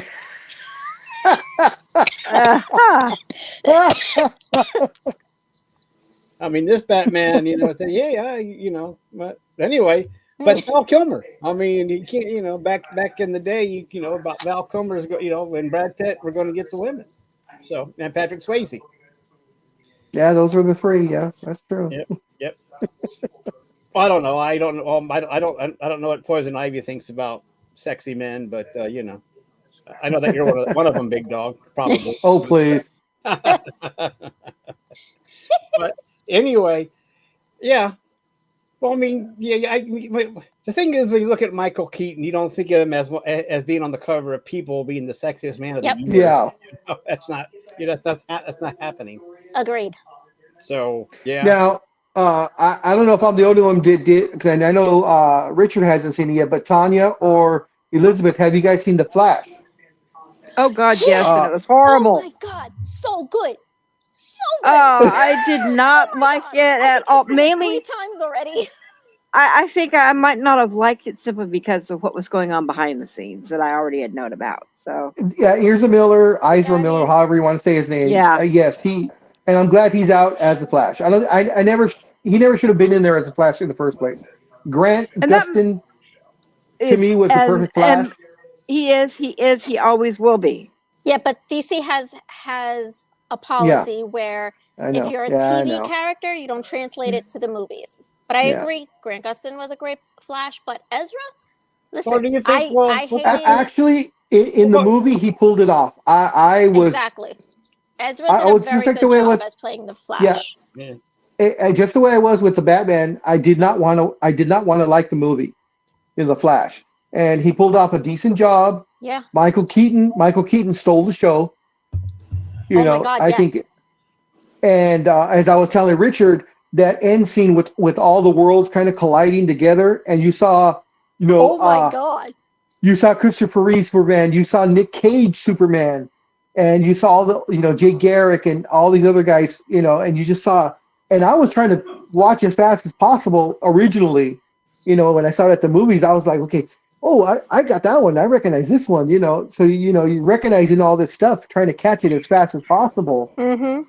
So, but I thought the Flash movie I didn't watch the movie, but the thing was is that I just watched Flashpoint on the TV series, and it seemed like the movie is like the exact same thing, and it's like I already did this once. But then it's a bigger version of that. Michael Keaton's going to be in the movie. Well, that changes things too. So I mean, I haven't Tanya, seen. You know what? I will see it. In the movie, I did not recognize Michael Keaton right off the bat. When he first shown when he's all full of all beard and hair and thing, I didn't recognize that it was him. I did by the eyes. Yeah, by the eyes, I could see that. able to recognize that it was him. But boy, that was a great costume makeup job that they did on him doing that. I have to say, the Flash. Like, I get it. Everybody hates Ezra Miller because of all the nonsense and what have you. I totally get it. I totally agree. However, that was a freaking amazing movie. And that ending, yep. I was like, wait, what? Hold up. Didn't we just, did I miss something? And I had a feeling it was going to be a decent movie because after I watched the Snyder cut of Justice League, and they showed what Flash could really do, because that regular one, the Josh Whedon one, that was a joke. I think everybody agrees that movie was a joke and it was a horrible movie. Yep. And when they released the Snyder cut of Justice League and they showed the Flash, you know, actually doing something, I was like, okay, I could see him doing a movie. You know, I don't like the guy and I wish they'd replace him, but you know, it is what it is. Yeah. But he on screen he pulled it off on screen. You know. I will but like say this, Elizabeth said, No, go ahead. I will say, and in no way, shape, or form am I defending him, because I'm really not. The guy is a cabron, and whatever happens to him, he deserves it. I agree. However, I agree. I kind of also think he went a little psychotic after making that movie, because I mean, if you watch the movie, he's kind of like, I don't want to spoil it, but dude is like, it's been out long enough. We talked about that. It's just like a one-on-one with himself. Yeah. You know, it's like he's just talking to himself through like 90% of the movie. True, I'd go a little crazy too. True, but he was already doing psycho stuff even before the movie. Yeah. I mean, he was doing some, you know, little, you know, those kidnappings and not kidnapping. It was kidnapping, but it wasn't, and you know. Every time I saw something else pop up, and I'm like, what the is happening? What is he doing? Well, I was surprised that he was able to keep the role, because usually you do stuff like that and you get fired, but it seemed like they were giving this guy a chance in the book. Well, the thing was they had already done the movie. Remember, this movie was done 3-4 years ago. Yeah. So DC was heavily invested in it. Yeah, all the crap that he was doing came out after, or I mean, he was already starting it, but I mean, it really came out afterwards. And I guess they did a cost analysis, and they were like, it's going to be way too expensive to reshoot because he's almost in every scene. Oh, so, yeah, I get that. So they were like, okay, we're just going to. But the smart thing that I totally agree with, and Tanya being in the business, so to speak, I think it was smart that they kept him off the press circuit completely. Oh, that he did not do any interviews. Here's my problem with that. I get keeping him away. However, but why everyone? Yeah, why everyone else? The girl who played Supergirl, she should have gone. She should have done it. Michael Keaton, same thing. They had other people that could have done the press tour. I get the SAG-AFTRA strikes and what have you, but at the same time, these people should have been allowed to go out, because you know what? They're just as invested in the movie as Ezra Miller and DC. Okay, they took their time. There's supposed to be a Supergirl movie coming out with possibly her, and she wants the role, and she was a badass Supergirl. I freaking loved her in that movie. She was. I like that curve. I like that little curveball. But I agree with you there. Michael Keaton would have had more cash, to go out and do a press tour. I mean, he's talking. People are going to go watch it because everyone wants to, Michael Keaton. But like she said, though, it broke right as the strike started. So I understand why he wasn't, and she wasn't also. Right. But, and it's still going on. In fact, I think they're voting on it today because I think I found the news yesterday that the major motion picture industry gave their best and final offer yesterday, and supposedly the union's looking at it today, and they're going to vote on it tomorrow. They're taking another day to discuss it before the vote. Oh, okay. So Tuesday, then not the final version yet, huh? Yeah, I just saw the email for it. Right. Yeah, see, like I said, you're in the know, so you would know first. But it's always the final version. So, this is final version 4.0 or something. So, yeah. Well, I thought it was kind of odd that they were saying, "Oh, this is the last and final, offer," and it's on a Saturday. I'm like, that doesn't make sense. Mm-hmm.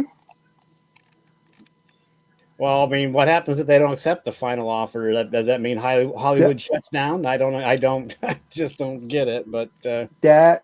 I actually asked myself that yesterday too. I'm like, well, what if they don't accept it? What if they say no? Then, but all the actors are fired. They just hire new people, or start anew. Get a bunch of union breakers and just go at it.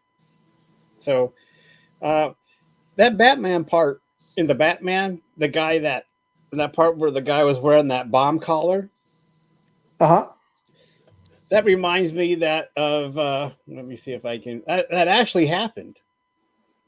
If I can, and there's a documentary on Netflix called Evil Genius, and this guy had a collar on in Erie, Pennsylvania, and it blew up. I remember. And that's not good. So when I saw that, that's what I thought of. Well, it actually happened. I mean, it's not fiction. I mean, this dude, they tricked him in. They don't know what happened. They don't know if he was tricked into it because it's and you watched it explode on the documentary with his head blowing off, but because they had it in the middle of the street. But it actually happened. And it's called Evil Genius on Netflix, and it goes over the whole thing. And it happened in Erie, Pennsylvania, which explains a lot too. But I guess that gives a whole new meaning to Pop Goes the Weasel, huh? Yeah. I'm just saying that it was, I just watched, I saw it. It's like, okay, I see this is real. I mean, it's like weird, but I just thought of the docu-series and how it was actually a real thing. And that's what, and let's see if I can right there. So, Richard. Yeah. Roger's really trying to get a hold of you. No, I just put my hand up. Oh, I was busy getting this. You're always busy getting something. Yeah, I'm always putting Roger off. He doesn't like it. I thought he had to go to the bathroom. That's why he's raising his hand. But okay. You have permission. What do you want, Raj? Last best and final offer was actually already presented to these guys 2 months ago. So for them to do it again, it's normally a negotiating ploy. But under labor rules, once you have last best and final offer, that's pretty much it. Take it or leave it. You can then go out on strike again, or you can put in for a federal mediator to come in. No one likes a federal mediator. So when it's last best and final offer, management's as low as they can go, allegedly, but they've already done this once before. So or high as they can go, you mean? No, it's as far as the low as they can go. I'm thinking of it as management's point of view. So because they're not going to go any lower. Because employees always want to go up and management always wants to go down. That's why it's going to, but anyway, it's subtle. So their next step would be arbitration. And actually, no, I'm sorry, federal mediator. So, well, as Tanya said, depends what's in their contract as well, folks. Okay. Well, as Tanya said, I don't know if you heard her. She said that they're going to take an extra day to vote to look at it. Yeah, and to get it on a Saturday, that's normal. You're negotiating around the clock. I had my employer issue me a contract offer on a Sunday night. It's not a strange thing. It just negotiations, not 9 to 5. But yeah, they've been given an offer, and apparently the executive board's going to vote on it, and then they'll put it to they'll put it to the membership. So yeah, but if they do not accept the last best final offer, they usually call in a federal mediator. And like I said, no one likes a federal mediator because no one wins on those. Now, their contracts, even though the contract's expired, they could have an arbitration clause as well. I don't pretend to know that, but that's just labor man commenting on labor negotiations. As you know, I have negotiated 4 contracts with my employer. So, yeah. That's your superhero name there, Roger. Labor man. Labor man. Thank you, Big Dog. He gave me that name years ago. But anyway, I just wanted to comment. That's cool. That's good information for us to forget. No, it's good information. Okay. No, I'm sorry, Roger. It's good information. No, that was me. I'm just being an ass. He hasn't noticed yet because he said I just wanted. Roger? No, I put him back in the queue because he said, "Oh, I just wanted to comment on this." I said, "Okay," so I took him back out. Yeah, just as you did that, he was giving you the bird. Yeah. Oh, I know. He's telling me I'm number. He's telling me I'm number 1. He's giving me the bird, but. Hi, Rod. Yes, I was giving Richard the bird. Yeah. Oh, okay. No, it was me. It was me. I took you off because you said that I just wanted to make a comment on this. Why? Why, Richard? Because it was me. Richard the bird all the time. Oh. Yeah, it's true. You're not that special, Big Dog. Oh, I know that. But he thinks he is. Only with Elizabeth am I. He doesn't think, he believes it. Only with Elizabeth. Oh, for the love of God. Anyway. Well, you're going to have to wait in line because Richard's flying in to do my toes. Let's see if Elizabeth gets this one. I don't even know if Tanya heard that one. That was funny. No, she didn't. I was like, well, good for you. We're doing toes and watching Godzilla flicks. Oh, yep. Hey, is there anything better? Yes. Well, we were talking how that the new Godzilla movie, Godzilla -1, comes out in December, and it's Japanese with English subtitles, and it looks really, really good. See, look, she's reporting it to everyone else. Oh, coolio. Oh, and the Raiders just won too, by the way. What? The Raiders just won 30-6. Who yes, 30-6. They were playing the Giants. Oh, for the love of God. Yeah, Tanya's not happy. But she has a chance. I mean, the Jets are still playing later on. Does the face look happy? The face is not happy. We are not happy. I want to punch somebody in the throat, not happy. I gotta go. Where's your producer at? Let's call him back. Where's your producer? I gotta go. No, he's a Giants fan too. He's just as pissed as me. Don't get him going. They did not put up any type of a showing against the very bad Raiders. I mean, and that's coming from a Raider fan. You know, I thought this was gonna be a game, and unfortunately, and then freaking Daniel Jones, he's out again because of his freaking knee. Like, what the hell did we pay him for? Bloody hell!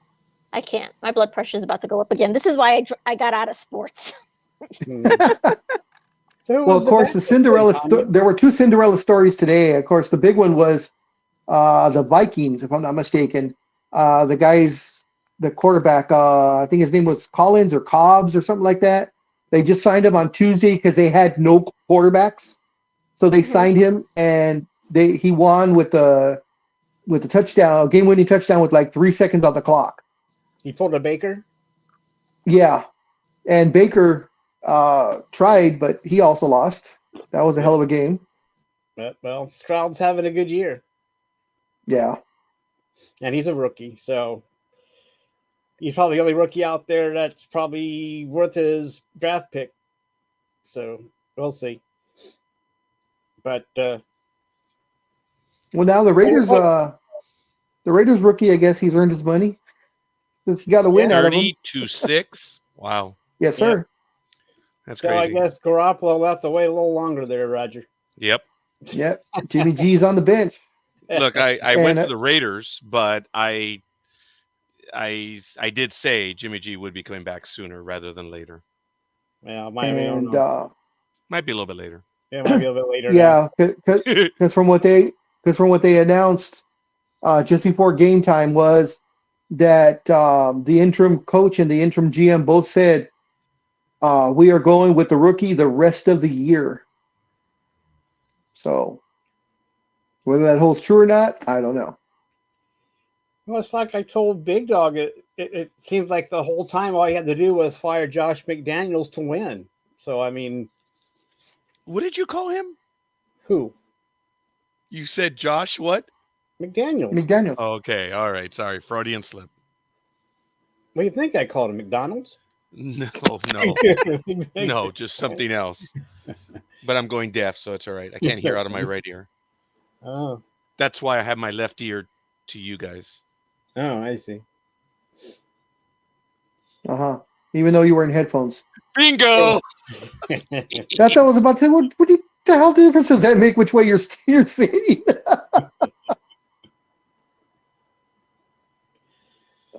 But back to Batman. Scorekeeper, or excuse me, actually on this one, you're Roger. Roger, have you watched the Batman? The movie that you guys were talking about? No. I mean, I think I have, but I saw it once, so much so that I don't even remember it. Because I remember something about how he started out, he's out in the Middle East or somewhere. So I kind of vaguely remember, but I only saw it once. That's the wrong movie. Oh, you see. Hey, that's the wrong movie. That's a Christian Bale one, isn't it? That's a Christian Bale one. Yeah. Oh, no, I have not.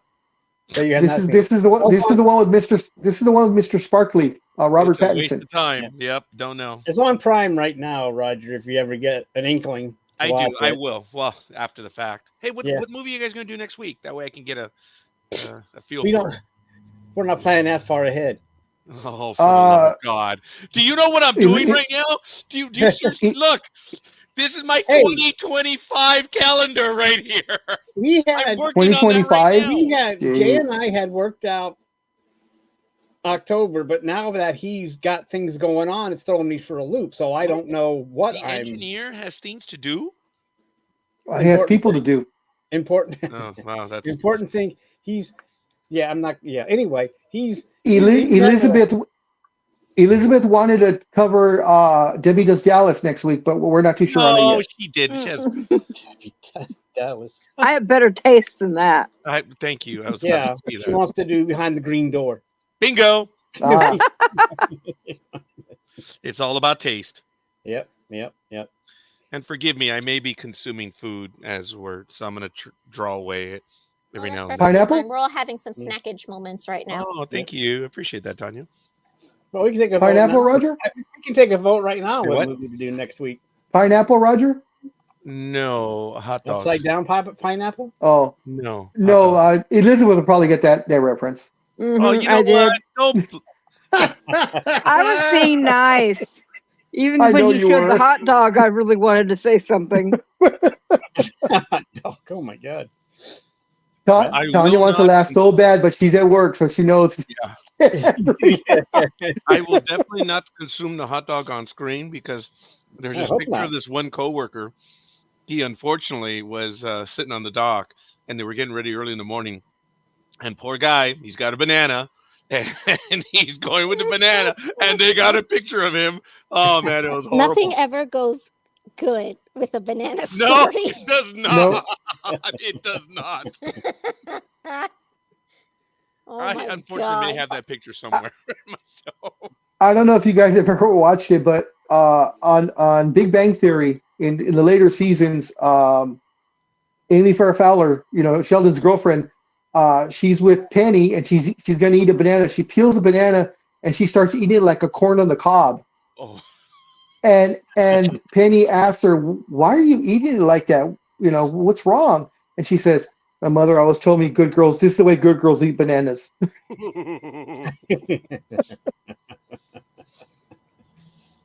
That's funny. Oh, okay. That sounds about. I thought that's yeah. Yeah. Do you anyways, know who? back Do you to know the who yes. Her mother is later on? The actress that was in Misery. What's her face? That Oh yeah, Bates. Oscar-winning. Yeah. Yes. She does a great job too. and the dad is from Penn and Teller, the one that never talks. Yeah.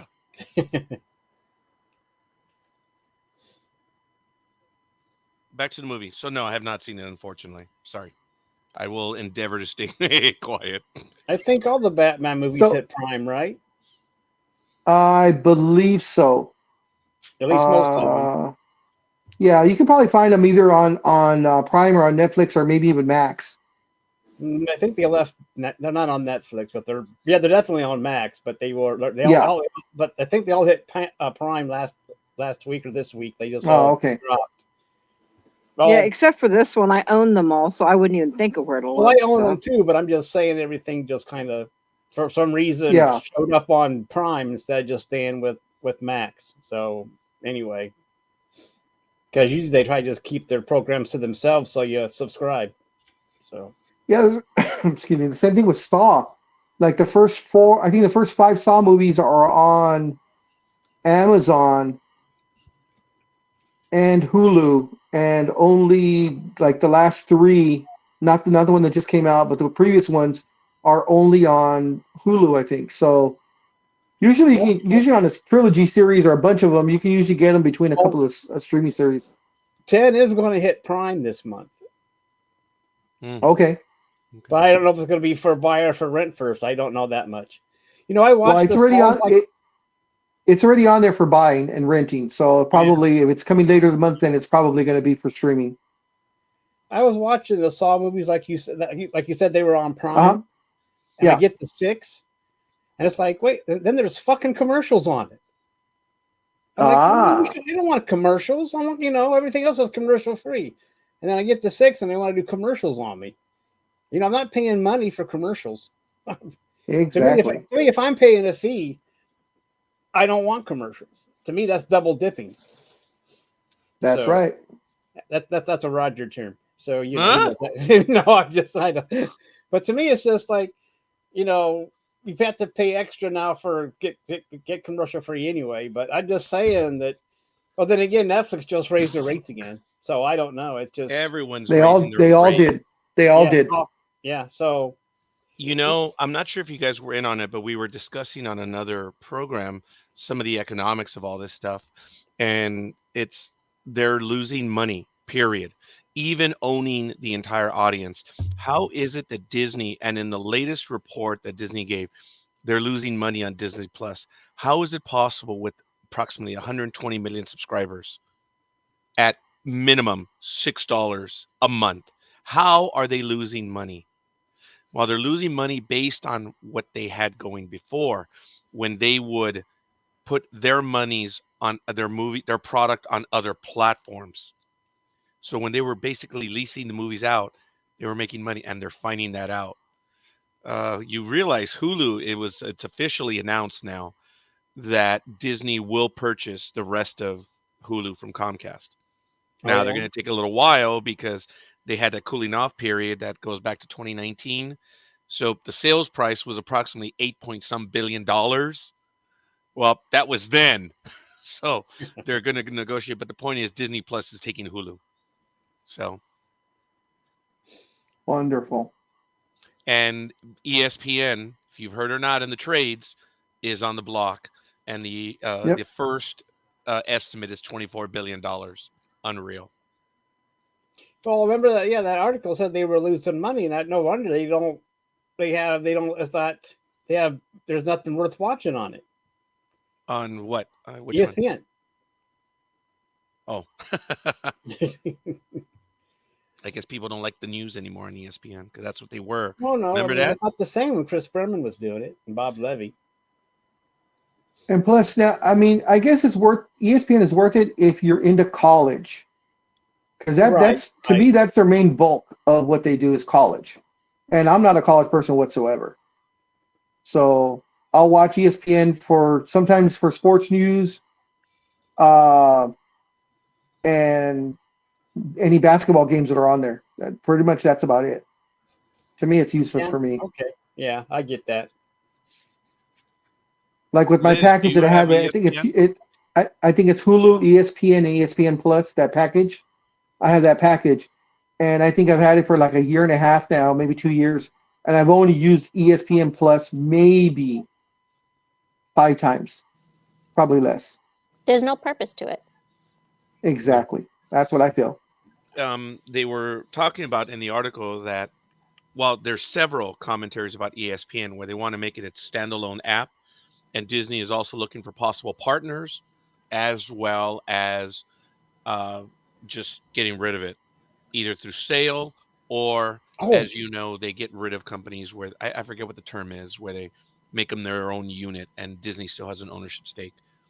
So there's a lot of stuff that is in the works for ESPN right now. We'll see.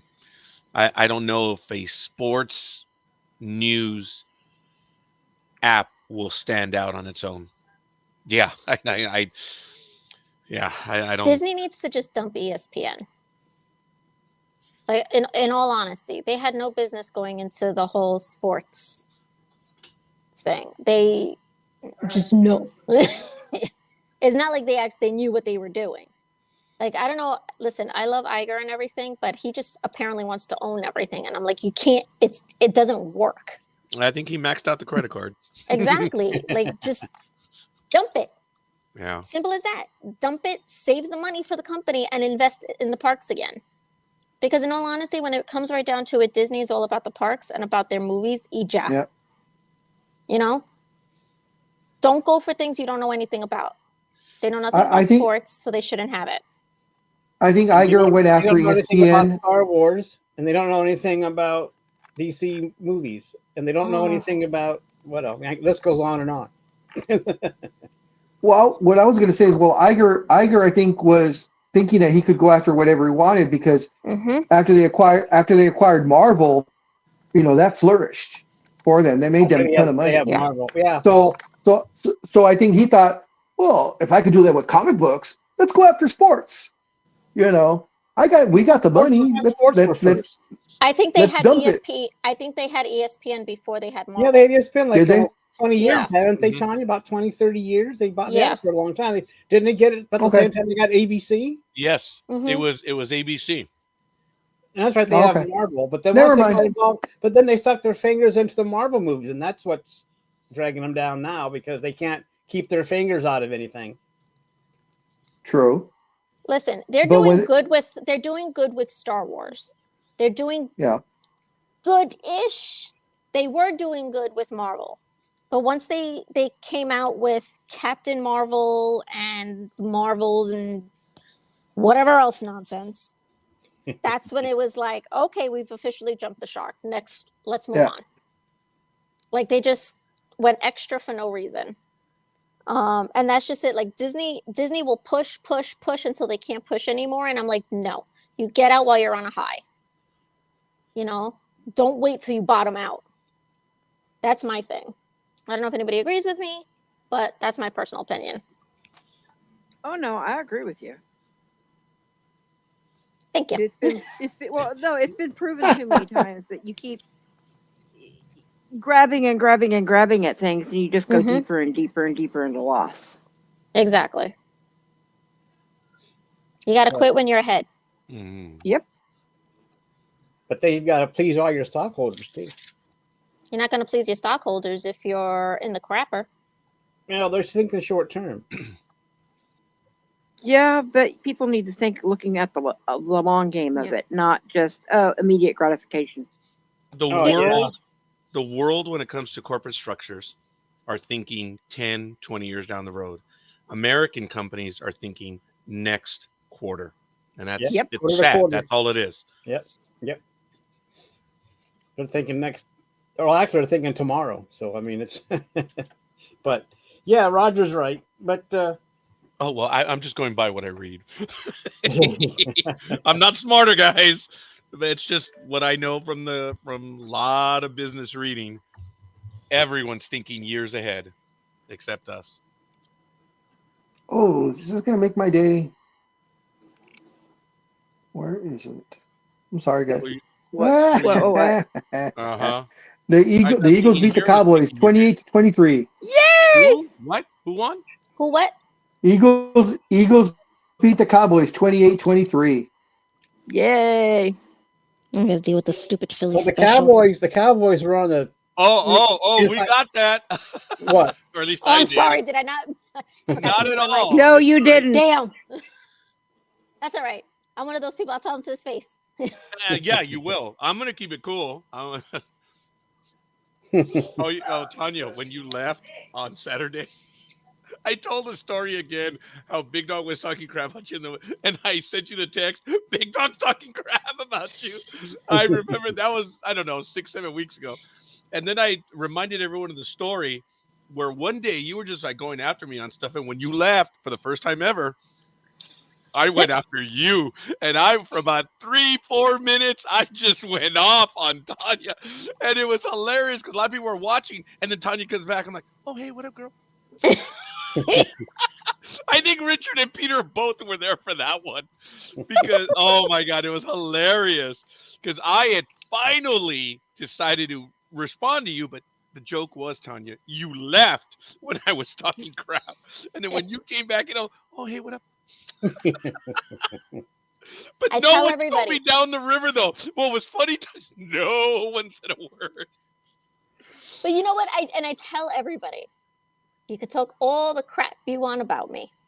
I will always find out. Never think I don't know, because I do. Yeah, and then for me, for goodness sakes, I mean, it's recorded it was just funny, the stuff I was saying, and I was talking, oh yeah, this and this, she thinks she's all this, whatever. And it was just hilarious when you came back in. Oh my, I went from this to you. You thought you were the big man on campus, didn't you? I have to go back and find that episode, that scene, because it was funny. Oh my God. But yeah, like I say, when Big Dog, that one time Big Dog went off too. And I forget what he was talking about, a team that you don't like. And he was making fun of that connection. That's all. So that's why I sent you the text. He talking shit about you.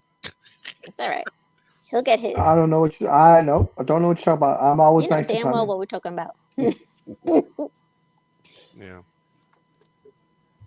Tanya, I'm gonna be hide behind Roger when we meet you. Oh, okay. Again, how the hell is that going to happen? I said that's like a Marmaduke trying to hide behind a Chihuahua. It's not going to work. I'm gonna crouch. I'm gonna crouch down, and I'm gonna literally hide behind you. So when Marmaduke. So when she goes for the slap, I'm gonna duck, and it's gonna hit you instead. Well, that's fair because I'm just gonna be shocked. I'm like, oh shit, here we go again. You guys are too funny. Big Dog is 6'2". I am 5'11" and a half. Holy crap! 5'11" How and a half. How tall is Big Dog? 6'2". I'm 6'2".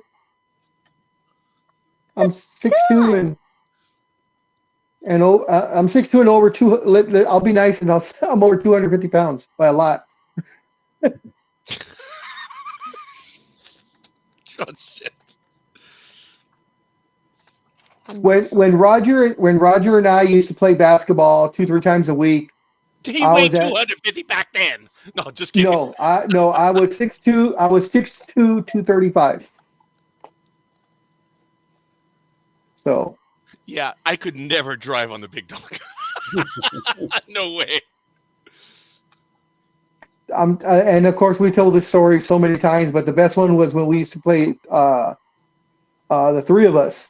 It was Roger, myself, and a guy named Tony, another coworker. Yeah, Tony Paramo, not Tony. He used to make really special. He used to make these impossible shots, and there was nothing we could do about it. And there was one time Tony was probably 6 feet 6'1" than us.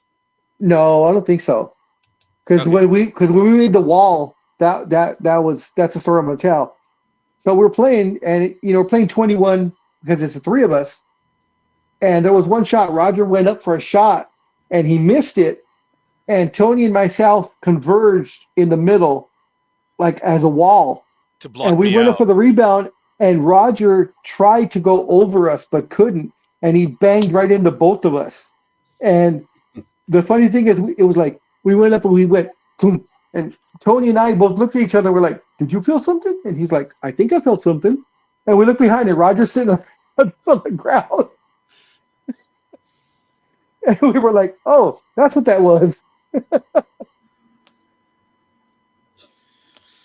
Yeah, not one of my better shots. But we had a great time. You guys did. We all did. Yeah, I was just saying, you notice he said you guys did. Well, that one time he didn't, but most of the time we had a great time. Yes, Batman. What about it? You were trying to get back to it a little while ago. We gave up. I did promise not to talk. Listen, I've noticed with NDB Media, any program, there are serious squirrel moments. We all have Tanya, attention deficit disorder. That's why. Tanya, we call those tangents. We don't call them squirrel moments. They're tangents. We're going like this, and all of a sudden we go tangent. Tangent. My daughter and I went out for a meal. I think it was just about a mile away from here, and we went to try the Wings stop or something like that. And I'm going to see if I find the picture. I'm going to text it to you guys. But across the street, there were these high tension wires, and there was a squirrel. And I was looking out like, "Giselle, look, squirrel!" And she looked at me, and she immediately looked around. She goes, "You realize that was I'm like, "Yep, yeah, it was. It was real. It was a real squirrel moment." Oh my God, it was hilarious. I mean, we both died laughing. I don't think we had anything for like 10 minutes. We just couldn't stop laughing. It was hilarious. Sorry, squirrel.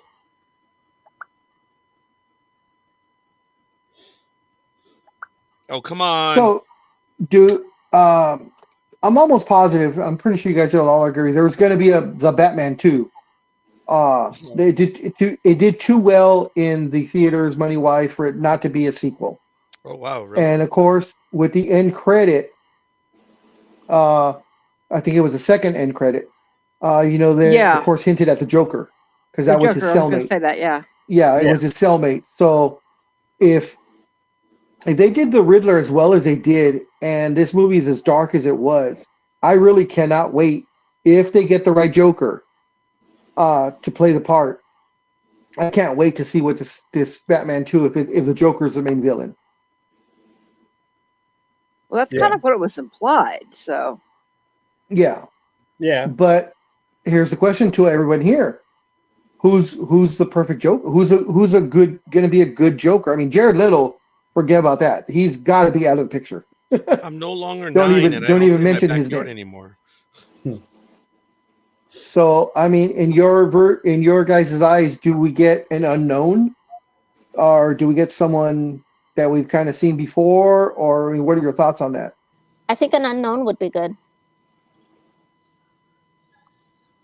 An unknown it would be extremely invested in it. Yeah. The only part is, are you going to be gambling on a $200 million plus movie on an unknown though, as the main villain in a movie? That's the only. I agree with you. I think it'd be great to get an unknown character or someone that we've never really seen. Mm-hmm. But I don't know if Warner Brothers would go out on a limb on an unknown guy. Mm. Well, they already got a Joker. He's got his own movie. Oh, you mean Joaquin Phoenix? Yeah. Joaquin Phoenix? Joaquin Phoenix.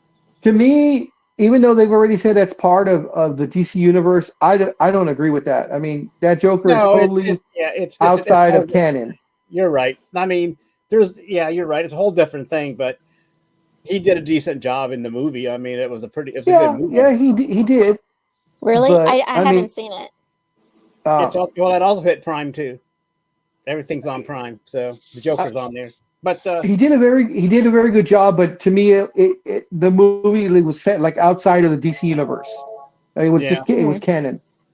So that's part of the thing about the Riddler thing was that he had all those his Riddler gang, and this reminded me of the Joker and the Joker gang. The Joker, I've already seen this where he's got this all his cult followers that do these things for him, but plus, like I said, I was still having a little bit of trouble with the Riddler S&M outfits they would wear and stuff.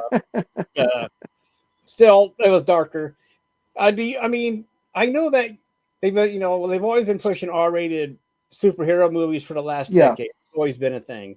So should Batman go up to R? Because Logan did pretty good because Logan was a good movie as an R-rated movie, and so should Batman become R to become more violent movie, or is Batman PG-13?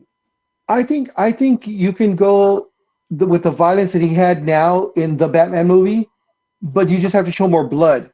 That'll get you the R rating automatically. You don't actually have to go more violent. You just have to be more bloody. Okay. I'll forget the R rating because there was a lot of violence in the Batman movie, but you really didn't see any blood. Yeah, because if you bashed in a guy's head, there should have been a lot more blood and brain. Yeah. And there really wasn't. Yeah, so I think that's what saved it from the R rating. But I think if you throw in maybe a tiny bit more violence, maybe, but definitely blood, you'll get the R rating. That I think the audience would be happy with. But I'm just trying to think who could be a good, murderous, devious Joker. Because you don't want like Jared Leto, was more like gangster hip hop Joker, and of course, except Heath Ledger. Well, Heath Ledger we can never get back again, but who? Well, except for the fact he's a little too old for the part. Okay. Kim Coates. Kim Coates. Kim Coates. Look him up. He has done a huge number of movies, but you'd probably know him probably best from Sons of Anarchy. Kim Coates. Oh, okay. Oh, yeah. Yeah, he's a little bit older, but it could work though, because he's going to be in makeup most of the time. Exactly. And he's done a lot of very, and especially that look right there, that has a Joker look to it. Yeah. That's kind of why I thought that. And also, he's played some pretty dark characters, too. Just off the wall, psychotic. I don't know, though. He's Canadian. Oh, God. Yes.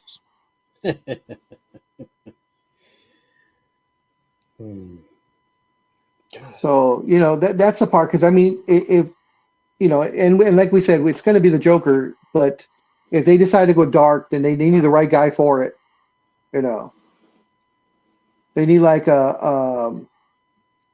what's his face? God damn it! I don't know why I always forget his name. From American Psycho. Well, Batman actually. I was thinking that too. Have him reverse his role from Batman to the Joker, the American Psycho. Yeah, that'd be an interesting twist. But they need someone of that caliber to be that type of evil, like the way he played in American Psycho.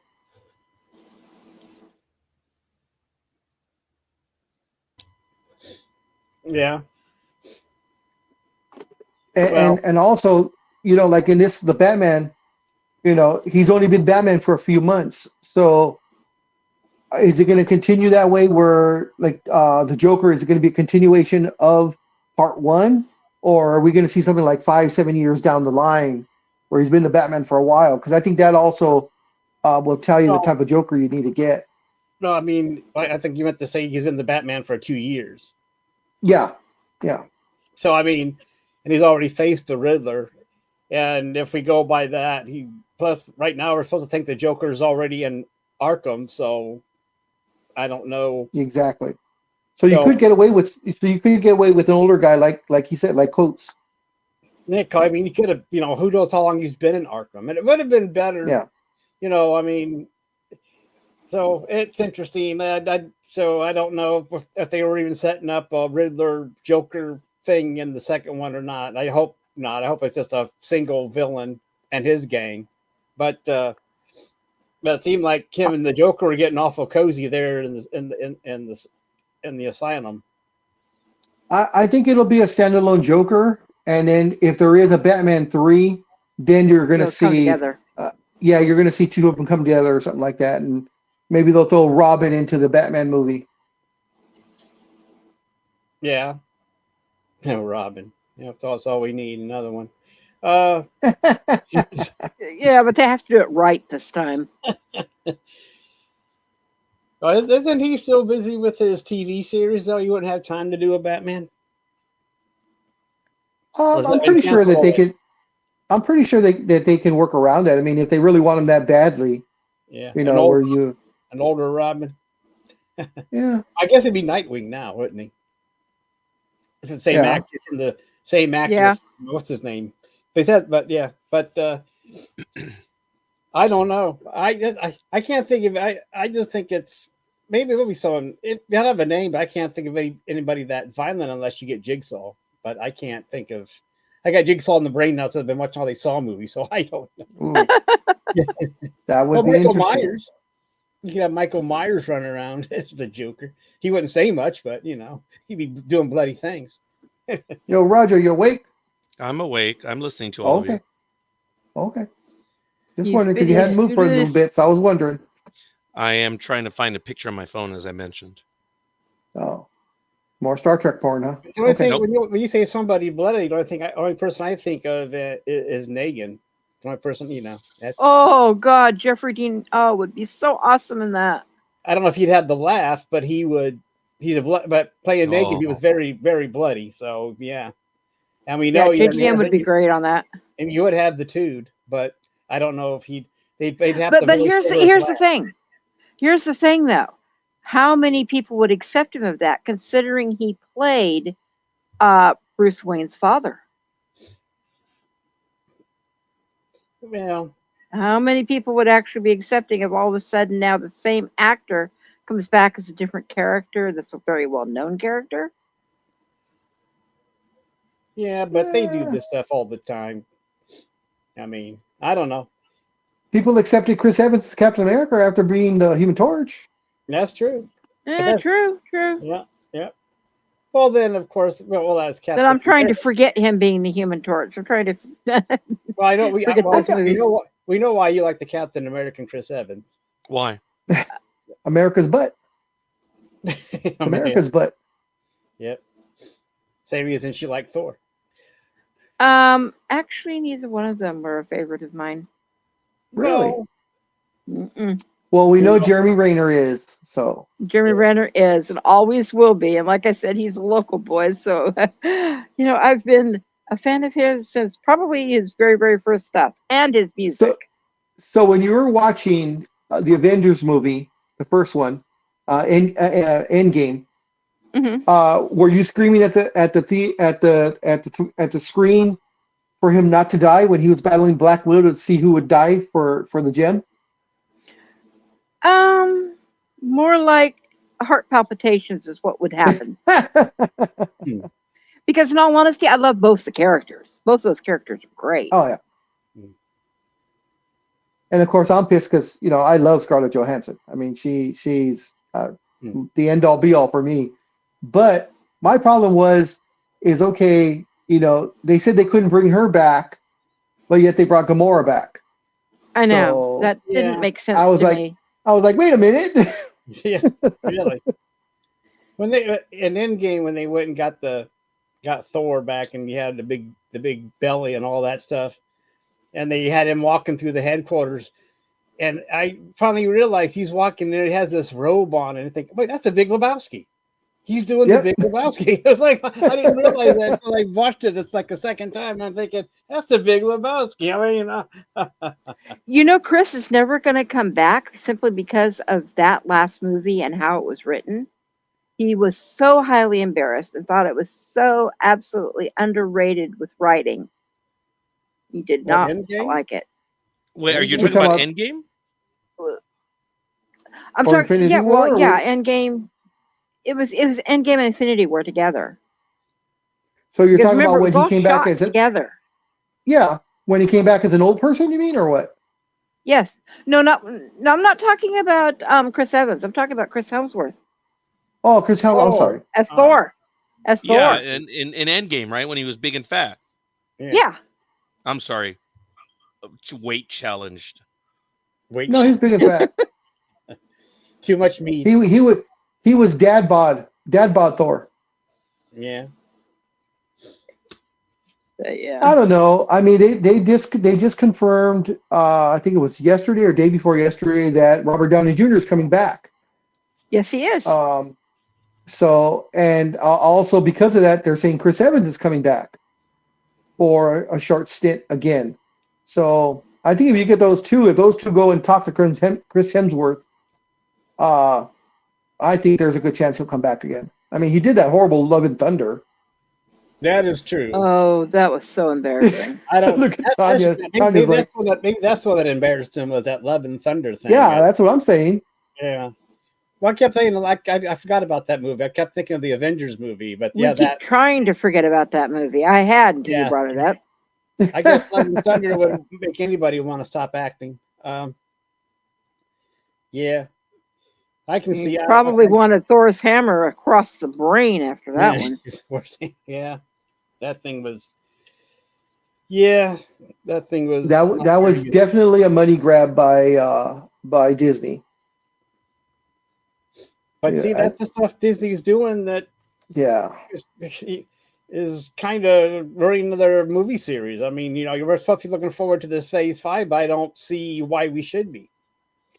The only thing I'm looking forward to in Phase 5 is the Fantastic Four reboot, just to see what Disney can do with it, because Fox just totally destroyed it, especially with that last one with Michael B. Jordan and the other actors.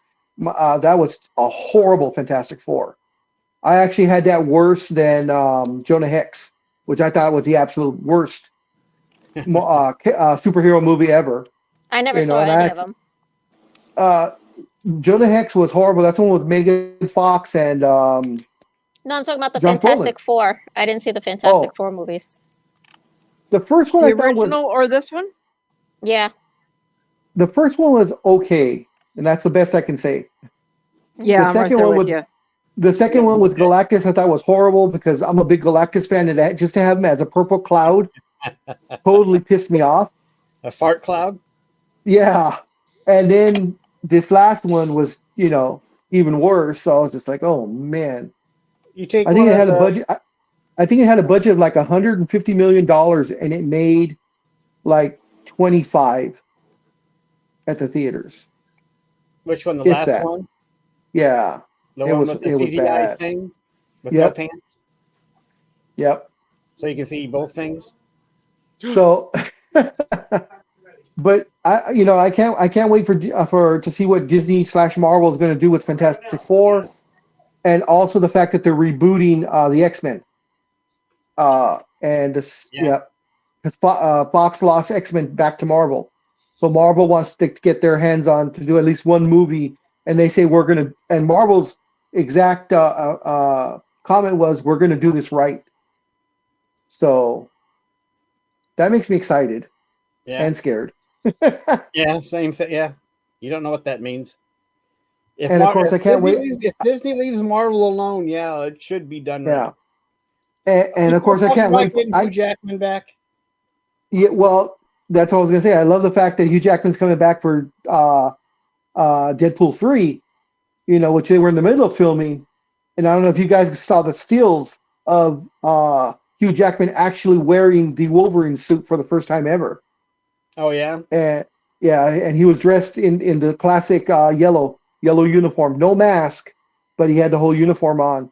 And they were practicing some fight scenes with Ryan Reynolds dressed as, or maybe it wasn't him, maybe a stuntman, but it was Deadpool and Hugh Jackman were doing some fight scenes. So I can't wait for that one. That should be pretty good. I mean, I like the Deadpool movies. I thought they were hilarious. Oh, yeah. Yeah, those were R-rated movies done right. Yes, definitely. I mean, I like my best thing was, I think that was like the best Stan Lee appearance that I ever was in a Deadpool movie when he was that stripper guy. He was working at that MC glove. I thought that was the best one. Yeah. Here's so I'm kind of disappointed in the fact that the Stan Lee family or the foundation or whatever it is that they sold his AI to Marvel in perpetuity, so Marvel can actually regenerate him in all the Marvel movies from here on in. And I thought that kind of sucked. But wasn't that I guess Stan's idea to do that? No. I had heard that it was. I mean, if anything, it was probably Stan's handler that was abusing him. The elder abuse that he had, that guy, because I knew Stan Lee, and I knew the guys before this last handler that were with him, because I used to work for the guy's name is Tony, and he had a comic book store. And then when he started doing stuff with Stan Lee, he changed his name from Crazy Cat Collectibles to Stan Lee Collectibles, and they got into work together, and things were going really well, and everything was fine. They would have Stan only do maybe 3-4 signings a year, and then this new guy came in, the one that is up on charges and stuff for elder abuse. He came in and he kind of pushed Tony and the other guys out, and Tony saw the writing on the wall, and he was like, no, screw this. I see the way you're treating Stan Lee, and it's not right. And he had no say so in it. So he left. They cut the contract, and he went back to being called Crazy Cat Collectibles. And then within like a year and a half, he started hearing all the stories of the way his handler was treating him. And I've seen videos, and it's just sad the way the guy treated him. And in fact, he's the guy that while Stan Lee was dying in his deathbed, he went and got I think it was 7 to 10 vials of blood and put them into a pen that you could buy, that you could write with a pen which has Stan Lee's blood in it. And he was selling them for $100 a pop, amongst other things that he was doing to him. So if I remember correctly, he was the guy that pushed for the AI thing, and Stan Lee was just I'm sorry. Blood like that? Good question. I think that was another lawsuit that he had to deal with at the time when Stan Lee died, and it came out, because I remember seeing the ad a couple of different places that he was selling the pens with Stan Lee's blood in it, and he put a special certificate of authenticity saying it was definitely Stan Lee's blood. It was at least 2 drops or some BS in each pen. How do you grade blood? So, yeah. Send it to the CGC and have it graded. Yeah, I don't know. The things that he was just doing to him. I remember that one video where he was at the San Jose Con, and it was over 100 degrees that summer, and he was having Stan sign signatures, and Stan Lee didn't even know what was going on.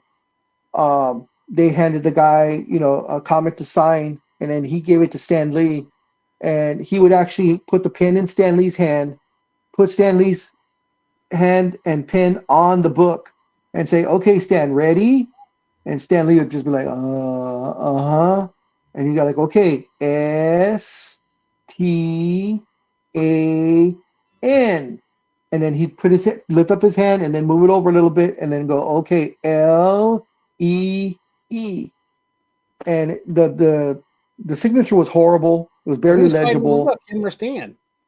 Stan was signing it, but I thought he didn't know. I thought the guy was guiding his hand. Almost. He put the pen in his hand, put Stan's hand on the book, and then had to tell him what letters to write out. That's why he was like STAN. Horrible signature. The guy didn't care about what kind of book it was. I think he had it was a Fantastic 448 first Watcher. And when you prep your book, you leave the square so big, for them to sign the signature. Well, right. The guy felt that the square wasn't big enough, so he literally just ripped the bag open and actually tore a quarter of the cover off while doing that. Jeez. And then it had nope, and then had Stan Lee sign it, and handed the book, in tatters to the guy, and the guy's like, "What the fuck is this? This is a $3,000-4,000 book." And the guy's, "Oh well, blah blah blah." He's like, "No, you tore it open," and they actually went to court on it. And of course, the guy lost. The handler lost, not the comic book owner. Right. Okay. But he had to go through a whole 9 yards. The guy was just like, "Oh, it wasn't my fault." We're like, "You tore it open." Yeah. But yeah, Stan Lee went through a lot of crap the last 2 years of his life because of that guy. I can't remember his name off the top of my head, but I knew the guys. I knew all the guys beforehand, before all this happened. So, and Stan Lee was a nice guy. Loved to talk. He's like me. Loved to talk. I kind of got that from Stanley. Yeah, that's too bad that Roger end that way for him. Yeah, Roger met him when we were in Burbank at the most horrible, spectacular show we've ever been to. Hollywood Expo 2010. God, it was so bad. Oh, did you get your ticket yesterday, Big Dog? No, actually, I did not. But I'm already a volunteer. I already got okayed for volunteering, so I don't have to. I didn't really have to worry about tickets. Yeah. So I wasn't real stressed out about it. That's how we normally wind up sneaking in. Is we're either running a table or we're volunteering with something. Yeah, volunteering stuff. Sorry, I was gonna say I was thinking about it. Been to Comic-Con and okay. I know it's an awesome event and stuff, but I'm not gonna go back. Well, that's why I wasn't really worried about if you're better physically, you could. Oh no, it's not even that. It's just I've done it. It's all right. It's a lot of people. It's great. It's fun, but I've done it. I hadn't done it. I did it. It's done. It's off the bucket list. I don't. It's just it's not convenient, and it was great. It was a lot of fun, but it's just I've done it.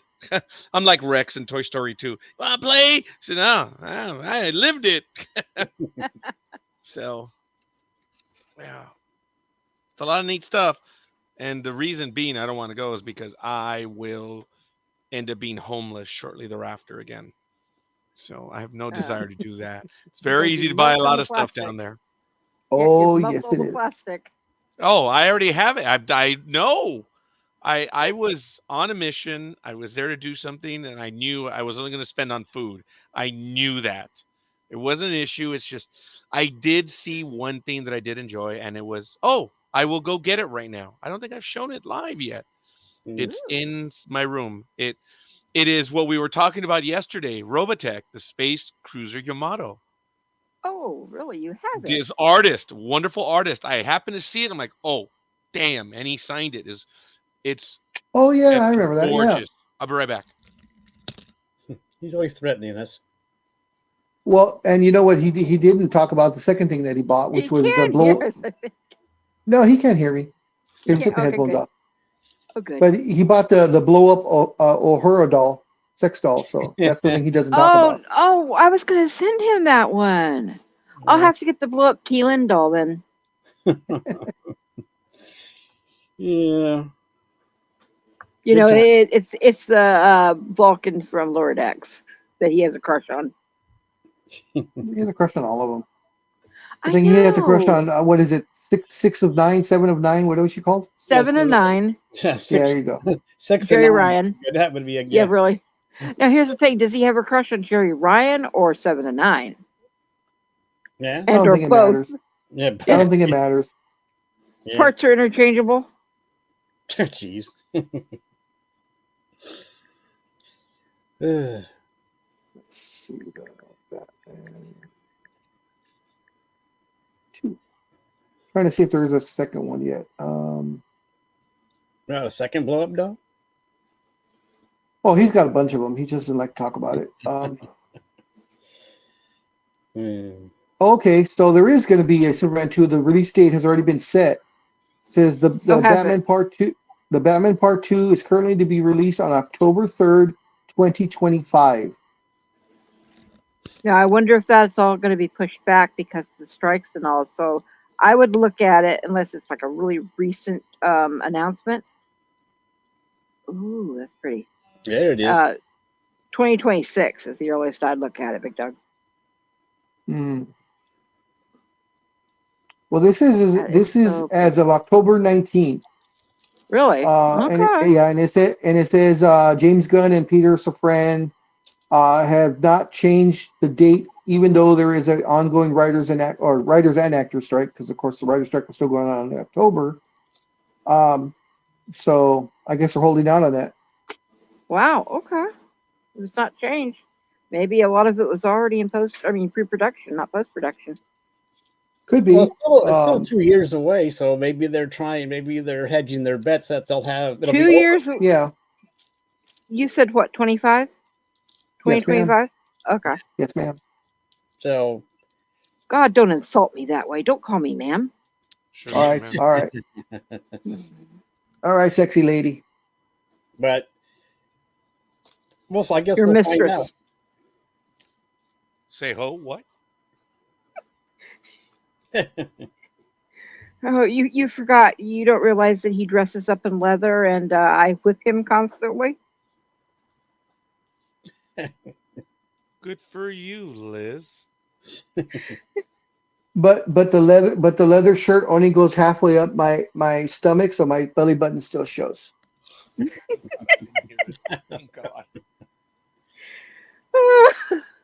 Does that mean I get to draw happy faces on it? And I put my left hand on my hip and then I go like this. Oh, you're so cute. Is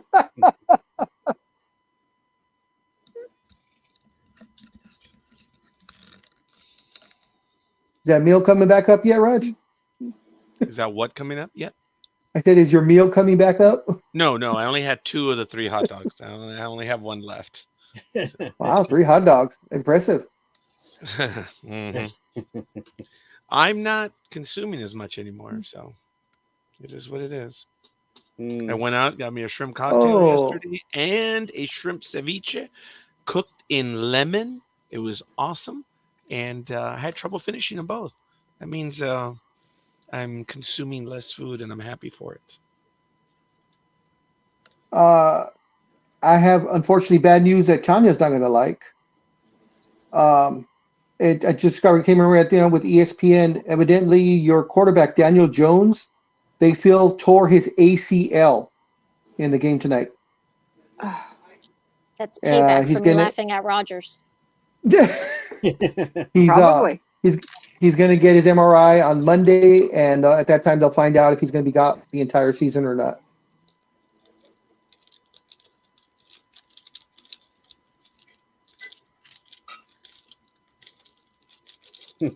Oh, breaking news. Wow. Do they have a quarterback left? Jeez, good question. Yeah, some ex-49ers available. Yeah. Hell, I think Bernie Kosar and Doug Flutie would probably still be available. I don't know. I saw that game. I did when Doug Flutie did it with 32 seconds left. He drove his team down and he hit Phelan, the receiver. Wow. Bernie Kosar, to open up the fourth quarter, drove his team down 80 yards, and I think it was Miami that did it. And Doug Flutie got him in position, and it was one of the greatest comebacks ever. It was amazing, man. Flutie had a pretty decent career for being only, 5'9". You know, the fact that he was able to play in the NFL for all those years was pretty amazing. Yeah, Kosar didn't last that long. What do you mean he didn't last that long? He was in the league for 10 so years. He got a Super Bowl ring with the Cowboys. Yeah, and I apologize. I mean as a starter, because he was a starter with Cleveland. And then, well, yeah, but, you know, remember, Belichick said he had diminishing skills. Oh, okay, that's what did it. You're right. Yeah, but then when he had to fill in for Aikman when he was hurt, he did a pretty good job leading him to victory, but diminishing skills. And then Flutie got screwed when the Bills owner didn't like him, and when who got healthy? What's his name? Kelly got. Was it Kelly that got healthy? But Flutie had him was playing really well, getting to the playoffs. I think his name was Hostetler. Oh, Hostetler, Jeff Hostetler. Yeah, I think he came in when Kelly went down and led them. I thought it was Flutie. Because I'm a Flutie Flakes. Because Hostetler's with the Giants.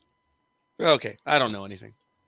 But the thing was, it was Flutie that had him on the hot streak, and then the quarterback got healthy, and the GM or the owner wanted him to come back in and play, and then they lost in the first round. So that pissed everybody off. But I remember when the Bills lost 4 straight Super Bowls or something. Yep. Jeez. Yep. 4 straight. Machine Gun Kelly. Still a record. Well, I believe Kelly, by the way, has the record for the most yardage in a football game. And I believe it was the Houston Gamblers versus, I don't know. Well, that doesn't count for anything. Oh, that doesn't count. That's not NFL. It was USFL, man. It doesn't count. The record book. Sorry, boys. Hey, you know what? That's fine. What record they're book? listed what record book? in professional sports. He has that game has the most yardage. They're using that caveat, huh? No, that's the way it is. I said he holds the record. I never said NFL. I said he holds the most. I know, and that's why I said they're using that caveat. They're just it's professional sports, so they consider it that way. Yeah, that's like saying someone in the USFL won 6 world championships or seven world championships. But I'm just saying that's the same type of. I'd put on the same pedestal. Okay, so what? If he wanted in the USFL, that's not the NFL. But that's fine. I'm glad it's just fine. Good for you. Look how serious Tanya looks. I know. It looks like she's on to something. Yeah, she's ignoring us, and no, she doesn't have she doesn't have her earpiece. She doesn't have her earpiece in. She just sums up because she doesn't have her earpiece in. So yeah. Oh yeah. Okay. Yeah. Yeah, she's checking facts. You can tell. She's calling the hospital to check up on Daniels. Well, no, she's actually checking about the record for the USFL giving. Yeah. Yeah, right. She's right there. She's she just said Roger's full of shit. See that? Yep, that's why she walked away. Yeah. But anyways, so actually back to Batman real quick. Were we going to maybe look at another movie or something to at least talk about for future? We haven't decided yet. I know, but that was originally what we were doing, and then we got sidetracked. Well, we're still working. We're still trying to get through this movie. Let alone This is true. It's been what, 2.5 hours? We've been spending 3. We probably spent more time on other stuff than we have on the Batman. I mean, I thought Roger said we're doing the Green Door. I didn't say anything about the Green Door. Oh no, I've got one we can review. We can review. We'll take a video. We can take a video of Richard doing my toes and us settling and cuddling and doing all different things. Well, wow. Okay. You know what? Good for you guys. That's one of those fetish. While watching the Saw movies. Yes. Saw movies. Yeah. And then Peter, we can have you drop in to come and help us with other things. Sure. You know, the big dog would be pliable. He likes to play, so that would be good for you guys. I'm not as flexible as I used to be, but we'll give it a shot. Well, hey, we can always actually have Roger do the videoing.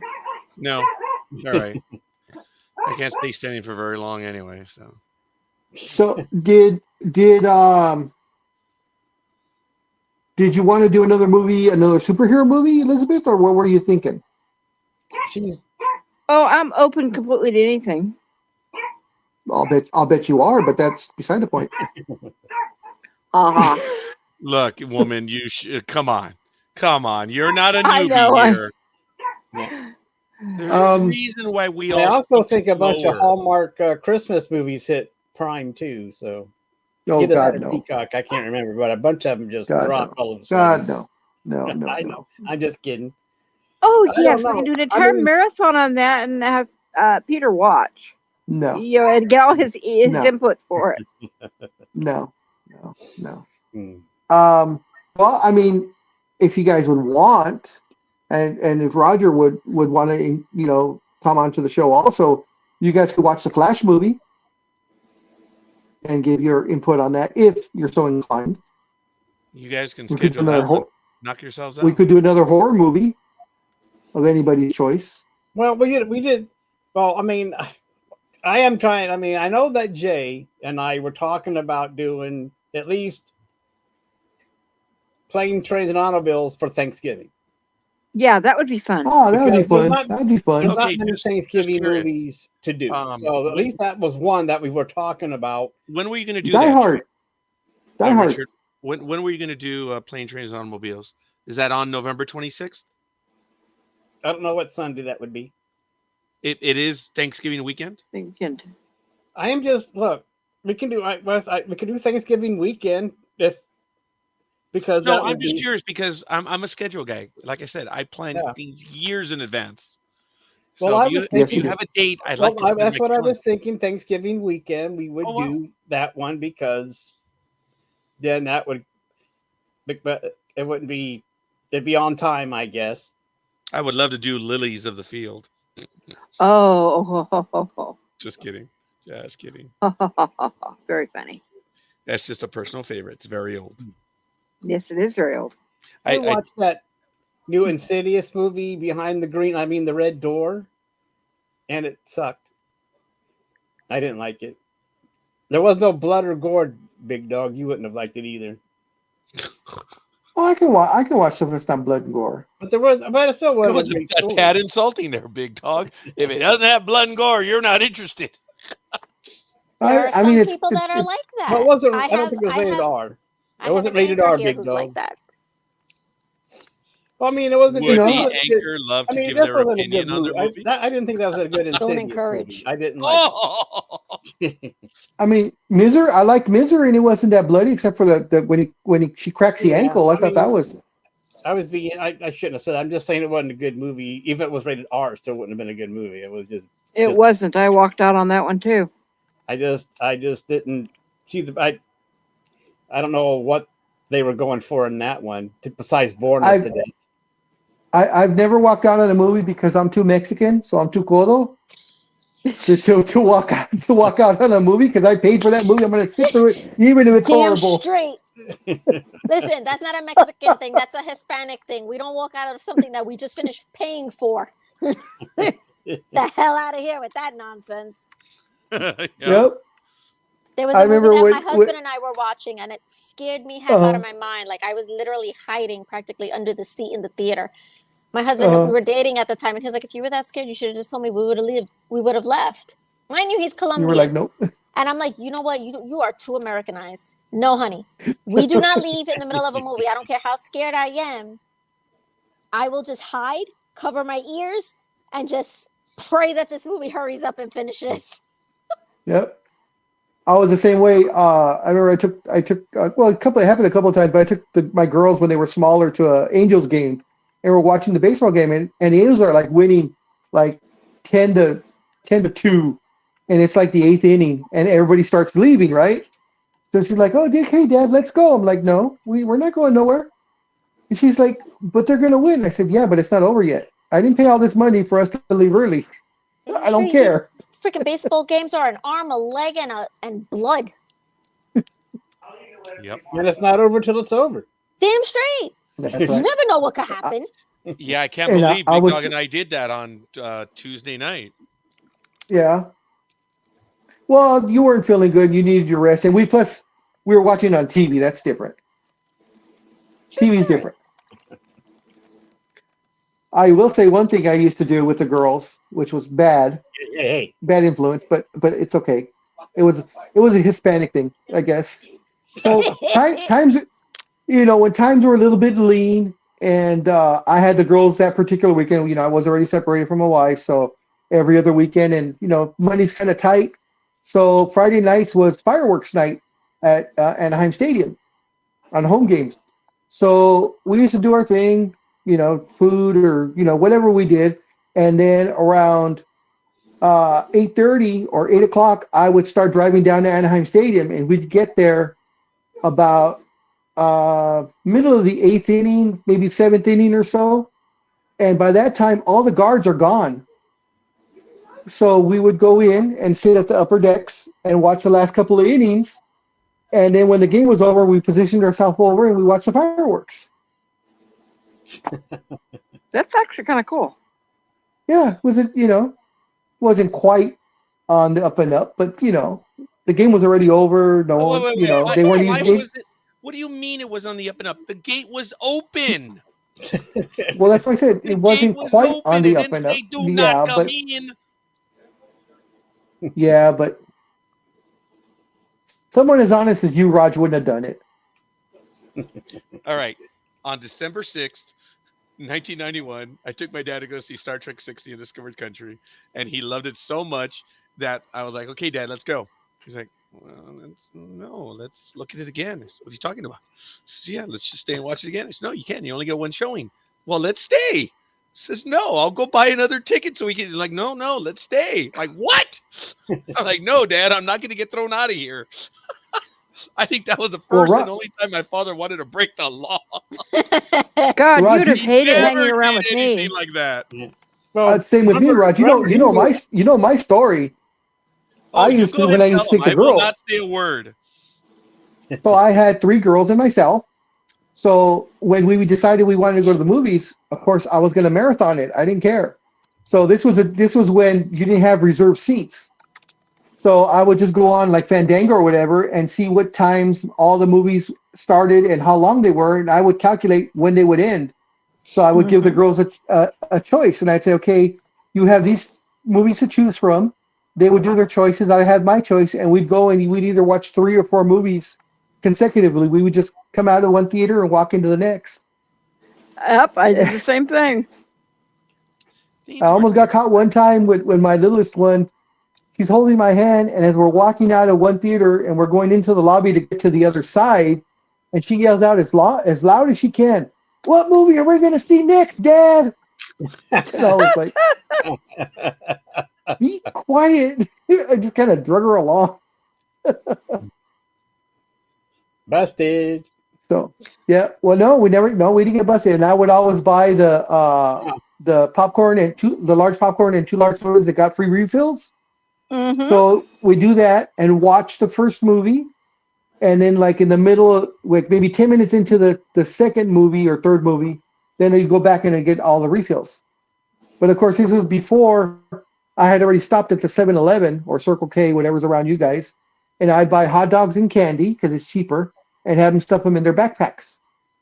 Good man. You taught them well. I do the same thing and taught my kids the same. Oh, here's some news for Roger. Uh-oh. Yankees Anthony Volpe wins historic Gold Glove to cap rookie season. Blech. They gave him the Gold Glove? They gave him the Gold Glove. I like that end part though. Yeah.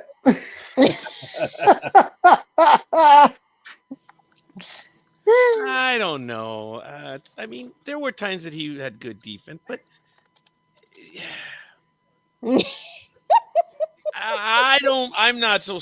I saw him a lot. I did. Okay, well, I didn't vote, so wouldn't have made a difference that I had. Well, then take the win, Raj. It's a Yankee win. Take the win. Me. I gotta put this on the air. Yeah. You knew it could be like a real quick quip, Yeah, I know. You knew the job was dangerous when you took it. Yeah. What, Tanya? What are you gonna do if in the next year or 2 or 3 or however long, if the Yankees win the championship? What are you gonna do then? She'll take it out on me on Saturday morning. Well, I do have some bad news for you guys. Well, some people in the audience will be happy, and maybe some of the hosts, I don't know. But I will no longer be joining you guys on Saturdays. Oh, why not? You have to do your schedule changing or what? Yeah, I have some things. Congratulations then. No, I just have some things that I have to take care of and stuff. So unfortunately, I will no longer be for the foreseeable future, I should say. Yes, I was going to ask, is this permanent or just for the foreseeable future? We'll leave it as foreseeable future for now, but it might be permanent. Hopefully not, but we shall see. Well, hopefully not, but you know, as I say this for all of us, you are always welcome anytime on any show whatsoever. I mean, that's why when I saw that the professionals were having their show on today, I was like, oh my God. And then I missed it. And I was like, son of a bitch. But yeah, I mean, like if you do like shows like that on any other days, yeah, I'll be there. But for the Saturday, I won't be able to. Okay. Yeah, there's going to still be some regular ones happening. Okay. So then I will join you for those. But at least on Saturdays, it's pretty much a guarantee for now that I will not be joining. Sorry, guys. No, even though we talked about the Batman today, we will still be doing a Comics 101 on Wednesday. Ooh. Do send the invite. Right. Okay. Yeah. So, yeah, I will. Yeah, I'll let you know. Poison Ivy, and then you can still be Poison Ivy because we'll be doing comics. Yeah, there you go. Yeah. Yeah, we're gonna be we're gonna be talking about this guy who passed away and left his. He didn't know, or his children didn't know that it was as massive as it was, but he left his comic book collection to them. Little did the children know, and the wife also, is the husband had Asperger's disease, so he technically, I guess, hoarded all kinds of comics, but didn't let anybody know about it. Okay, thank you. That's fine. We can, if you. Breaking news. She shuts it down. Probably some breaking news, and we don't get to hear it. Mm-hmm. But I'll be right back, guys. Okay. But yeah, but I think they did know because they wanted him to sell them before he died, and he didn't do it. So now they were. Oh, okay. Because I haven't watched. I haven't watched the whole video. I was just think they knew how many he had. That was was the thing. They didn't know what he had because he didn't tell anybody. You know, he was. But you're right. But man, they didn't want to deal with what they're dealing with right now. But they're probably happy with the money in their pocket. Oh, definitely. If they even went to like say Heritage or even Comic Link, you know, that gives you money up front. Heritage probably handed out at least $5-10 million at least to these guys, because I mean, he had, I think it was 2 or 3 Action Comics #1. Yeah. You know, high grade on all of them. So, Elizabeth, had you heard about this guy by any chance? I think I saw the thing in the news, but I didn't bother to read it or anything. Yeah, so he hoarded all these books, got them graded also when grading started coming around. So he got all these comics graded, and he kept them in a storage container like the ones that you see on the harbor.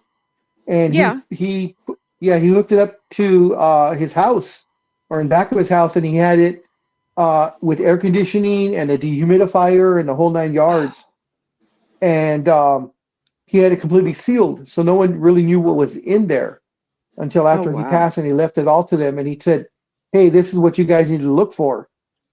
And he had pretty much every single golden and silver age key book out there, and usually in multiples. So, you know, like, man, why can't I have an uncle or grandpa like that? Yeah, really.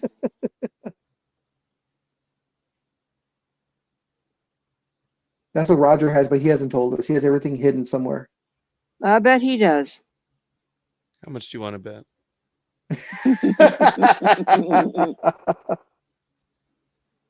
It's a fair Roger's question. taking it all with him.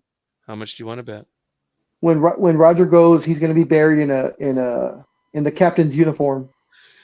No, when I go, unfortunately, my daughter is going to have an unnecessary, unneeded, overly wrought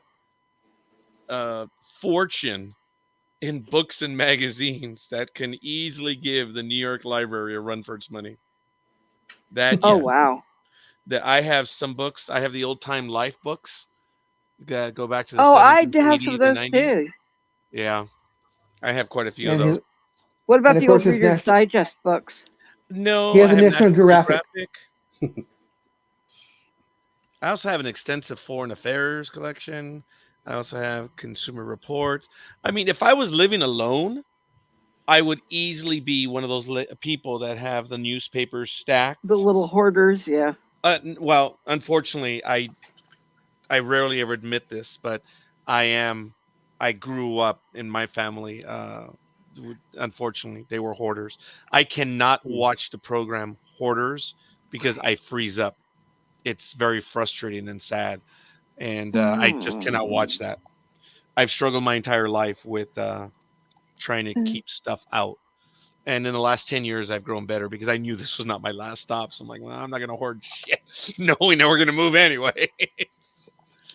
I really don't like you anymore for one particular reason. I swear to God, God took one DNA molecule embryo and just split it in two and said, okay, this half is going to be male and get implanted here. This other half is going to be female and get implanted here. It boggles my mind how similar we are. Your voice did not give you the impression that you were a hoarder. I am not, but I do have to struggle. Come on, you just admitted to it. Yeah, I know. But we won't talk about all the movies and books that I have. That it's an entire storage locker full. Plus, please, my husband keeps getting on my case with all the books that I have. My husband's like, you need to get rid of your Star Trek books and your sports books, and I'm like, I can get rid of you. Like, nope. Yeah, no, I've been told that so many times. And I came from a family of hoarders as well. So it's like, and my daughter is now turning out to have a lot of this same tendencies. And it's just like, really have to work on it mentally to not let it be that way. Yeah, my oldest is Spartan as can be. I mean, I walked into a room the other day and it's like, have you moved in yet? There is one dresser in there, and she has her bed, and everything is neatly put away in her closet. I'm like, you're not mine. It's not even close. Well, I mean, if anybody wants my Star Trek books or my baseball books, they're yours. Yes. I don't think he's joking. Oh no, I'm not. I didn't even let her finish. I was already yes. No. Well, I need your address, Roger. I also have to mail out your card order. Hold on a minute. Yeah, you need my address? Yes, I need your address. How else am I going to get the stuff to you? How'd you do it last year and the year before? Do you know how many text messages all right, Here we go. I am sorry. Okay. She doesn't keep your address, is what she's trying to say. And that's fair. I should have paid attention to that, and I did not. That's okay, Tanya. You're not the only one that needs it. Say what? I have a Christmas something for you. A Christmas something. You know, that's usually when a mass murderer say, hey, I've got something for you on Christmas. Oh, and I know what it is, and I'm very amused by it. Oh. Actually, those two things actually aren't Rogers or for somebody else. Well, the tumbler is mine. The other thing is for somebody else. Well, I know that, but the other thing. Is it a Mets T-shirt? No. I'll make sure he wears it. Yeah, nice try. No. When we went to the San Francisco game, I think it was on October 1st or 2nd of 2021, on the Saturday, they were giving out pullovers, San Francisco Giant pullovers. And my daughter and I were just looking at each other and we're like, we ain't going to wear this shit. Then my daughter put it on. I'm like, what are you doing? We will die back home. She goes, there's no photographic proof. Thanks. I'm like, great. So I do have a picture of her somewhere wearing the Giants pullover. And I have it in my room, the Giants pullover, because luck of the draw, every time I went somewhere, they gave us something at the stadium. Oh, look, we are family. Oh, I'm sorry. I mean, Richard, who visited. What is her or his name? It's probably a him. Right. This is a her. Oh, that's right. Multicolored. I forgot. Yes. He's got a little pussy in his arms. That's right. Well, what's her name? Since it's a calico, it's a her. Yes. Yes. What's her name? Well, it's an original name, Kitty. Okay. Better than Kitty. Well, we just never got around to giving her a name. We just never. Oh, you did. Yeah, we did, but she's used to it now, and that's what she answers to. Oh. So my daughter used to have a cat, and it was a girl, and I called her Stupid. Shame on you. No, she was stupid. She would be on the couch, on the armrest of the couch, and all of a sudden just fall off. She'd walk into the door. So I started calling her Stupid, and she started answering to Stupid. I can just see you in the middle of the night calling out, "Hey, Stupid, come here, Stupid," and wind up getting a bunch of neighbors coming over. Nah, I'm not a cat person. So the cat was always with my daughter. The only time I would interact with Stupid was when I was on the couch and she would come on the couch. I wasn't mean, so when she'd come up to me, I would pet her and stuff, but I wasn't like calling to her to, so I could pet her and crap. I'm a dog person all the way around.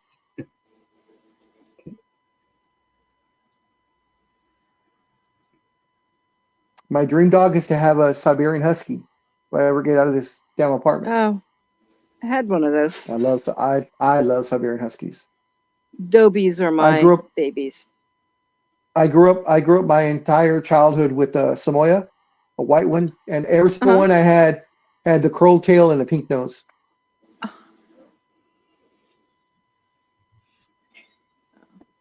When I was very young, we had two. We had a Husky and a Doberman Pinscher, and like I said, I've been a Dobie fan my whole life. And one time, because I lived at that point on a 40-acre horse ranch, and all of a sudden, Rogue, which was the Husky, disappeared. Mm-hmm. Couldn't find it. And her partner, Nina, the Doberman Pinscher, all of a sudden one day disappeared for like hours and hours and hours. And we're like, okay, well, this already happened to, the other ones. What's going on? Then about 16 or so hours later, in comes the Doberman Pinscher, and right behind it is coming the Husky. And so full collar had been chewn through, and part of the leash had been chewn through. Apparently what had happened is it had slipped off of its leash and everything, because we have to be careful at that time, in the 70s, the very early 70s, there would be still a lot of wild animals. We had mountain lions, and we did have bears, and definitely a lot of coyotes.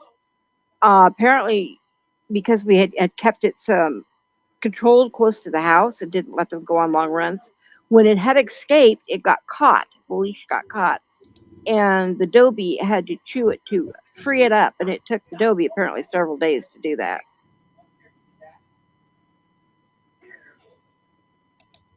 It looks like I bored Roger to death. Well, he said he had to go.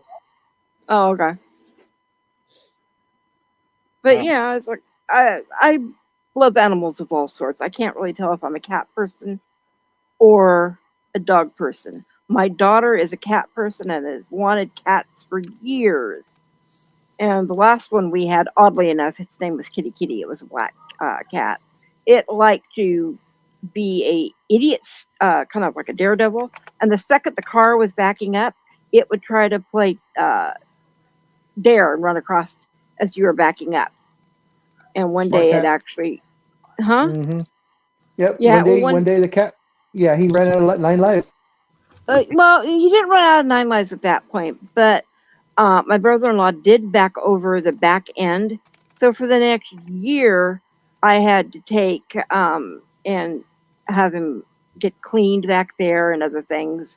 And his whole, he was such a loving cat until that started to happen. Then his mental just went cuckoo. It's like he would be angry, he'd be pissed off, do stuff he'd never done before.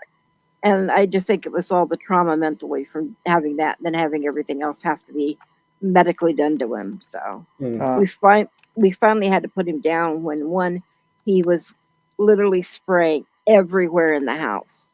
I mean, everywhere except for the litter box. Of course.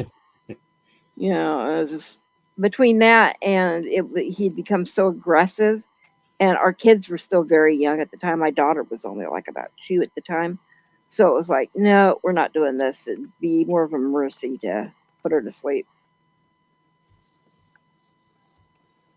And I don't know why, but now she still really wants a cat. And it's bad enough I have a chihuahua.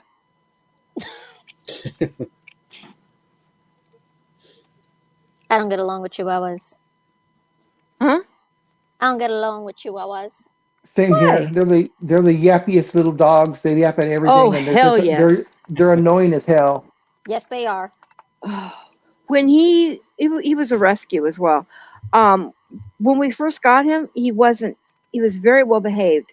Wasn't yappy that much at all. But as he's gotten older, I think he can't see. So he will still bark even at people that have lived in this house longer before him. He will bark.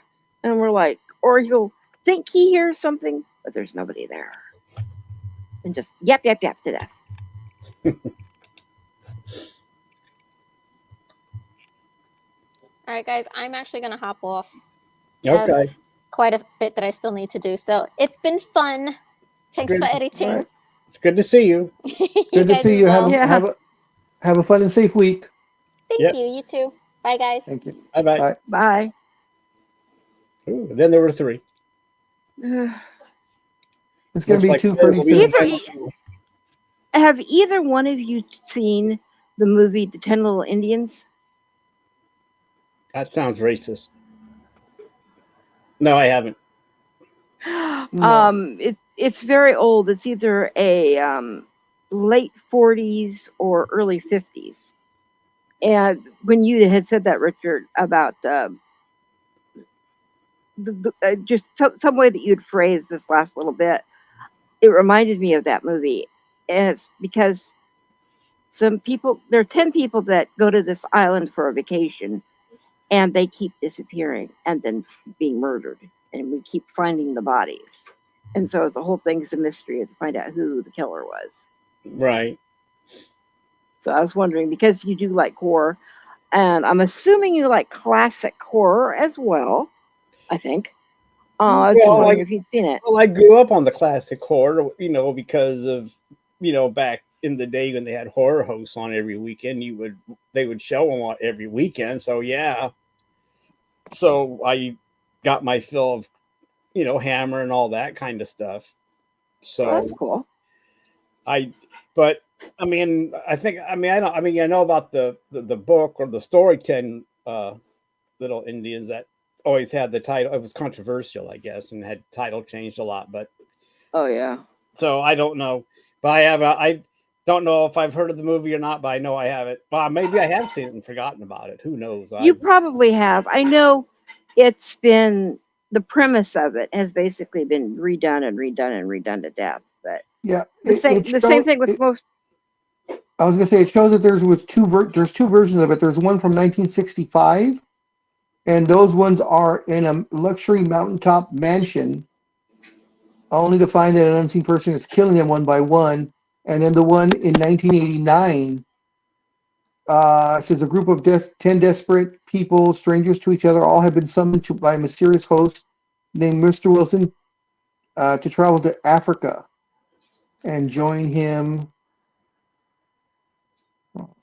Yeah, I think there's one earlier than that because it was completely black and white. And it's on an island. Well, black and white probably would have been the 65 version then. It looks like it. It looks like it was. It looks black and white. So, yeah. Okay. That one, and of course, The Most Dangerous Game. Okay, so the 65 version says that it's based on the movie by Agatha Christie, and then there were none. Correct. Starred Hugh O'Brien, Shirley Eaton, Yes, that's the one. and a few others. Yeah. So that So was would that be a mystery? Not much 1965. horror? Murder mystery, more Okay. than anything. No, the one you were talking about, the one that was Agatha Christie's story. Yeah, that's the one from Yeah. 65. Okay. 10 Little Idiots. Yeah. Okay. I mean, I do like myself a good murder mystery too. I just don't watch horror and superhero movies. I think I run the gamut, I suppose. I mean, I love watching the old reruns of the old Alfred Hitchcock movies. Oh my God, so do I. I mean, he was a master because he never actually showed anything and just let your mind, Yeah. go everywhere. Yeah. So Well, that's what they based Halloween on, was the hot Hitchcock Psycho. Well, Janet Lee Pierce's mom, of course, but Janet Lee. But yeah. So for talking about Halloween, I didn't know that, but the part for Dr. Loomis, they first asked Peter Cushing to do it. Really? And he said no. And then they asked Christopher Lee, and he said no. So then they went with Pleasance. But I didn't know that. And then that was just weird how they tried to get those kind of stars. I mean, they were known. They were big. Well, I mean, Cushing, they just got done with Star Wars. You didn't want to mess with that small budget stuff anymore, I guess. Kids just did Star Wars. And I guess I was just a project engineer. Didn't know who they were. It's just. And for me, Christopher Lee did a lot of those movies in the 60s and 70s, the horror ones. But I don't know why, in my mind, I always thought he was a lot older and did like the, Hitchcock era stuff. And he actually, of course, came on later. But for whatever reason, I always thought he was much, much older than what he actually was. I don't know. I mean, I think he did a late 50s movies with Hammer. I don't know. I mean, I know he did a lot of Hammer movies. He did more than Hammer stuff, but I'm just saying, when you think of Hammer, you think of his Dracula. And well, I'm just thinking, so when I watched Halloween, I'm looking at Dr. Loomis thinking, okay, how would Christopher Lee handle this? I mean, you got Christopher Lee going up against Michael Myers. Who's going to win? I mean, Christopher Lee looks at him with those eyes up. That scared the shit out of Michael Myers. Like, what the hell's going on around here? In my opinion, anyway, because, but plus Christopher Lee is a bit bigger than Pleasance. He was like 6 foot something. So, a little bit of a difference. But anyway, it's one of those things I found out when I was doing some stuff, reading up on that movie and stuff, knowing that they actually asked those two people to do it. But anyway, I'm not talking. But so did you? So Catwoman, she did good. Well, we didn't. Yeah, we talked about her. She did a good job, I thought. Yeah, I thought she did a good job. What do you think about? I mean, okay, I mean, she came in, but and that love interest. I mean, look, well, that was interesting how Batman had to choose between her and saving the city. Yeah. How they had that conflict at the end there, and they both, and that was interesting how they were able actually to put in the sneak in that little love story, how you weren't looking. It's like, wait a minute, what's, And anyway, think about this. Look how creepy and inappropriate that was. She kissed him while he was unconscious. Now, if Batman would have kissed her while she was unconscious, oh, you holy hell! Oh, you women up in arms! Oh my God, he's a rapist! Oh my God, we got to cancel. Yep. We got to cancel Peterson right now because he's a creep. The cancel culture would have jumped in. Both feet. Yeah, it would have went nuts. But but that was interesting. But then again, it can't be. That was one of to me, I wanted to say it seemed like there was a lot of stuff going on in that movie. I mean, it was like you just couldn't turn away from it. There was like always something going on. So I agree. Yeah, there was at least 2, 3, 4 different storylines going on. Yeah, but they all try to tie up at the end. Yeah, And they actually did tie it up where it actually made sense or whatever, or maybe a little bit of mystery. And that was the thing too. You didn't really see much of Batman in the Batcave either. No.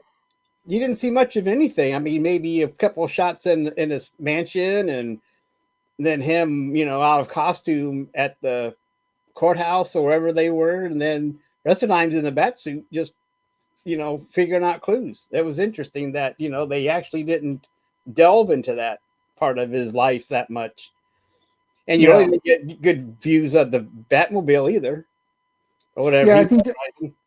And I think that's why they hammered it home that they wanted to make sure this movie was about him being a detective versus anything else.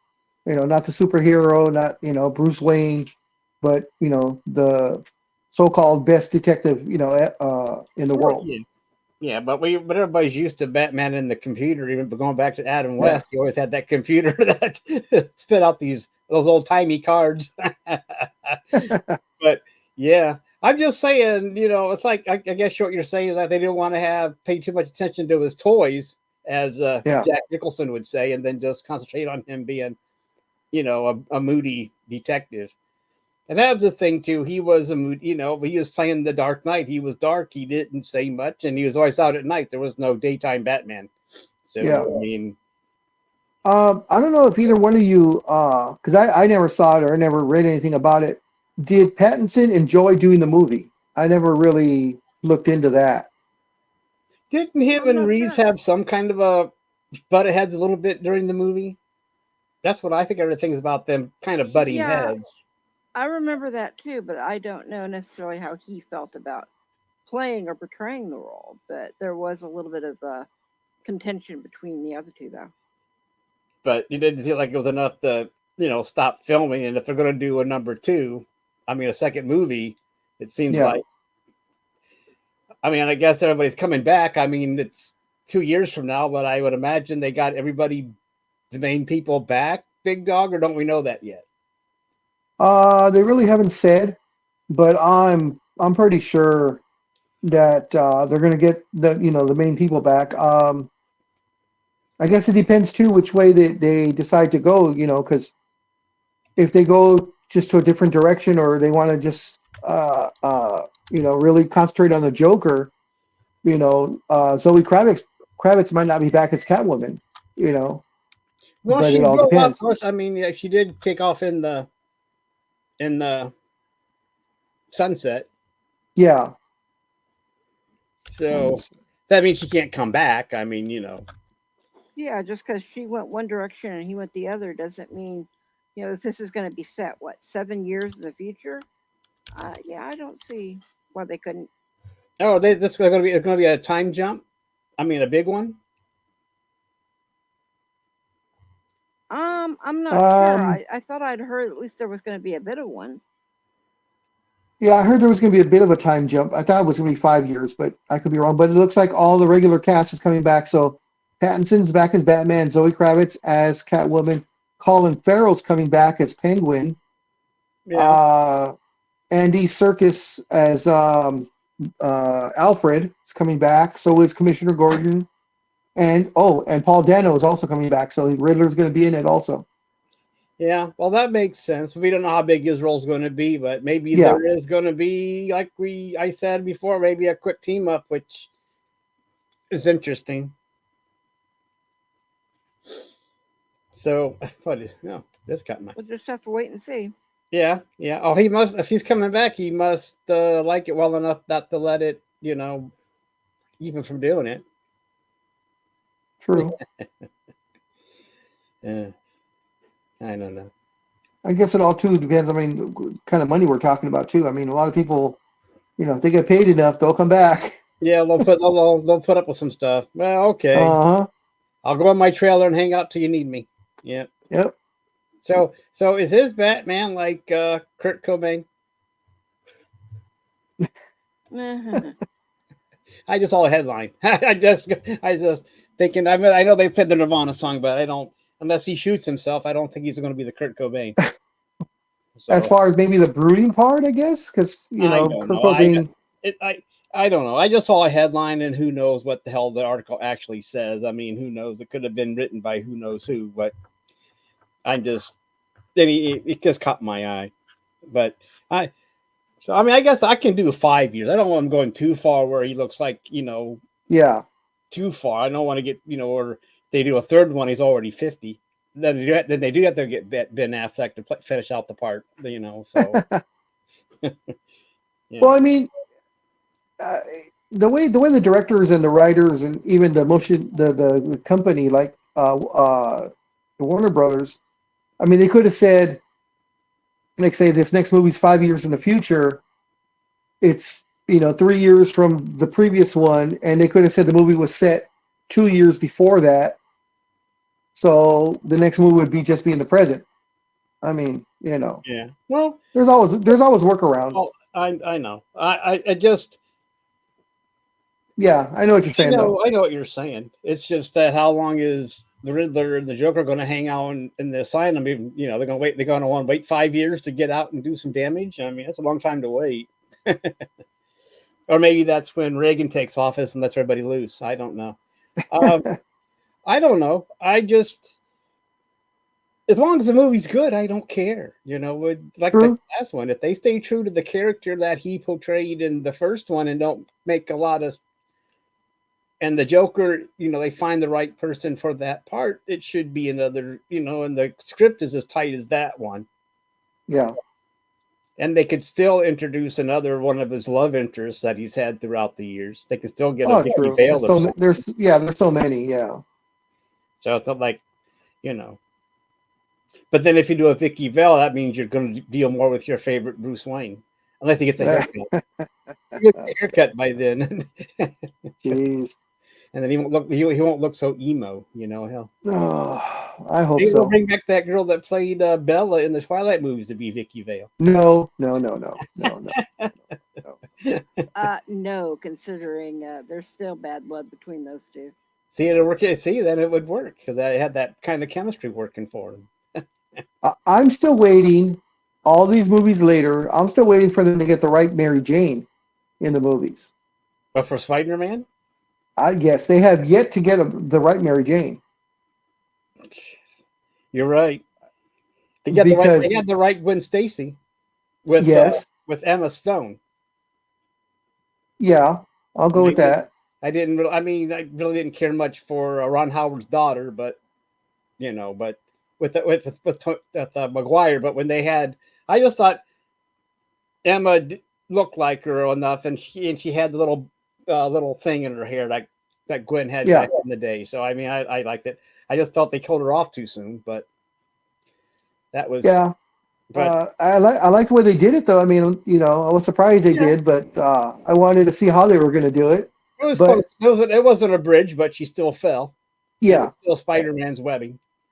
And like I said, they still haven't gotten the right Mary because for me, Mary Jane in the comics, is essentially a Sports Illustrated swimsuit model. She's got like a Kate Upton body, right? And is beautiful and gorgeous and the whole thing. And Kate Upton. They haven't gotten that yet with Mary Jane.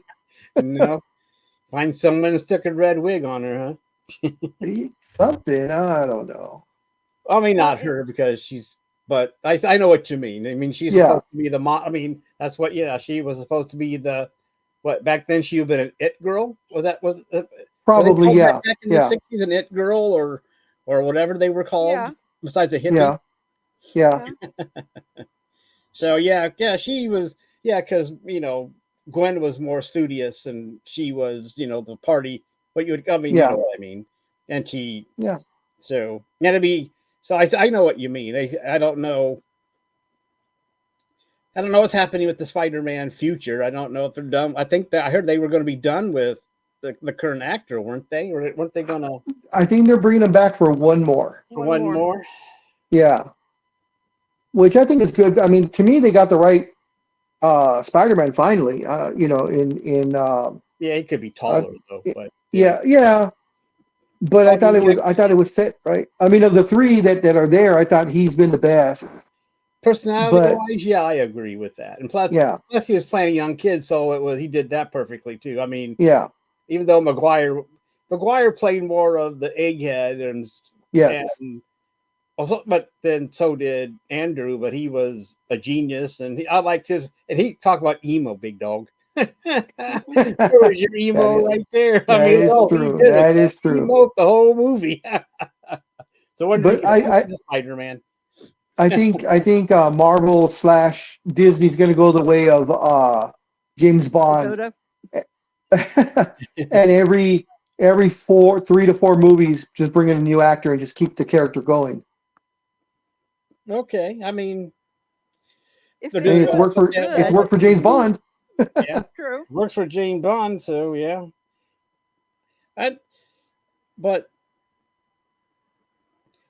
a fourth one. I guess he would break the record of being in the most Spider-Man movies. Yes. Unless they do finally make that Maguire fourth movie. I mean, they both of those.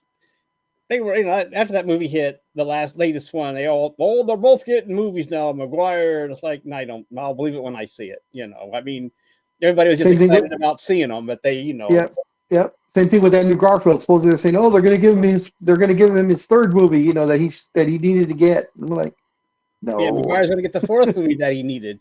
Yeah. Well, after that third movie, he did need a fourth movie to make us forget the third one. But the third one was, I just didn't think Harry in the third Maguire movie, I didn't think Harry deserved to die for what he did to Peter. It wasn't that bad. It was like he had to die for just give him a hard time for a little bit as that character he was. But I just thought it was a little extreme. And I mean, I can understand them killing him off. I just didn't think he needed that I just thought it was like extreme. But anyway, true.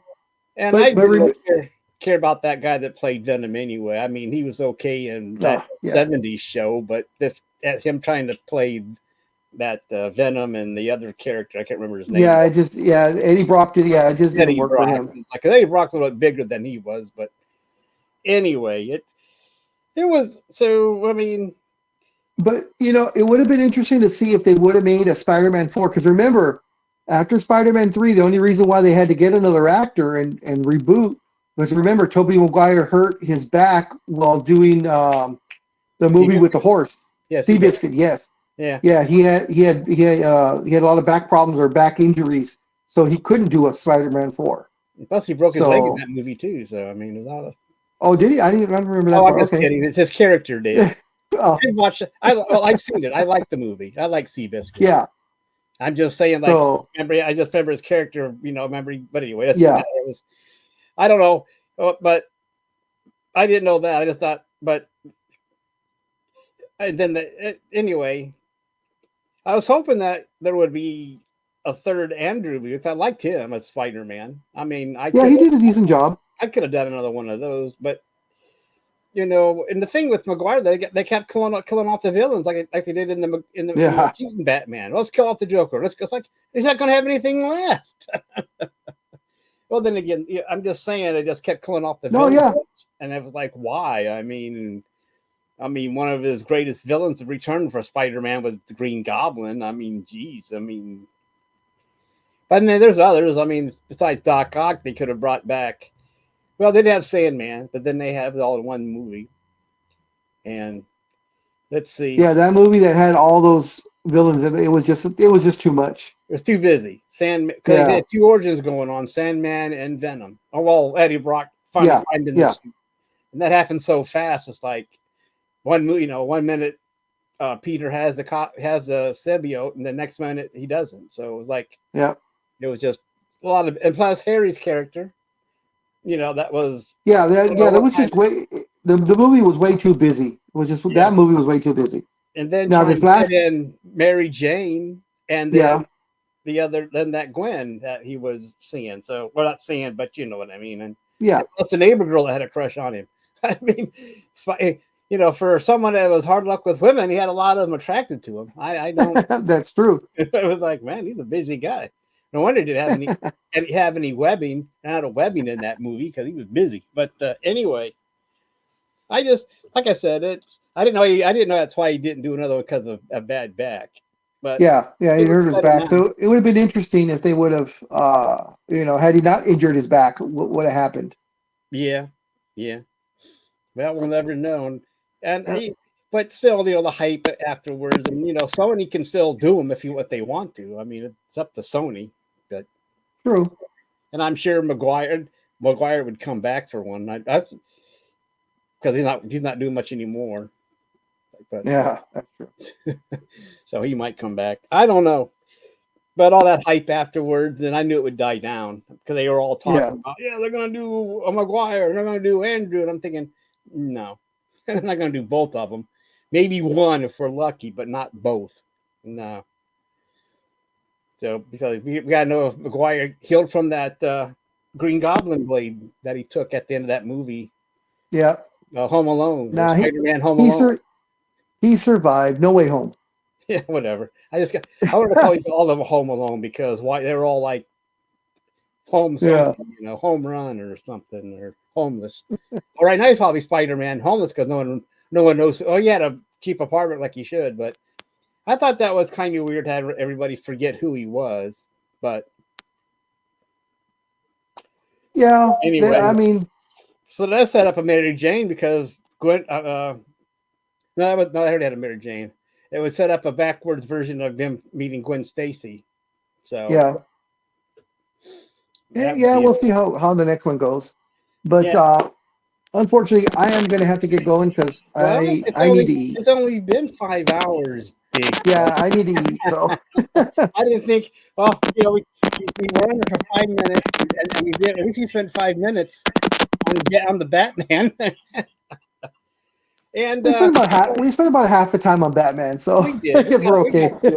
Batman, and we still stayed on subject a little bit. Yeah, but you three, I don't care what we review next time. I can make some suggestions, but I don't really care as long as we get something under our belt. Schedule the show, and if we'll come up on the fly like we always do.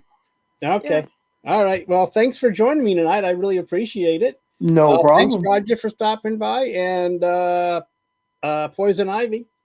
And hopefully most of you can join us again on Wednesday when me and Big Dog do our monthly Comics 101, where you will learn about an expensive comic collection and who knows what else will pop up. So good night, everybody. Big Dog and Liz, any last words? No, just good night, and hope you guys do good. All right, everyone, have a good night. And see you guys. Some of your football games. Here.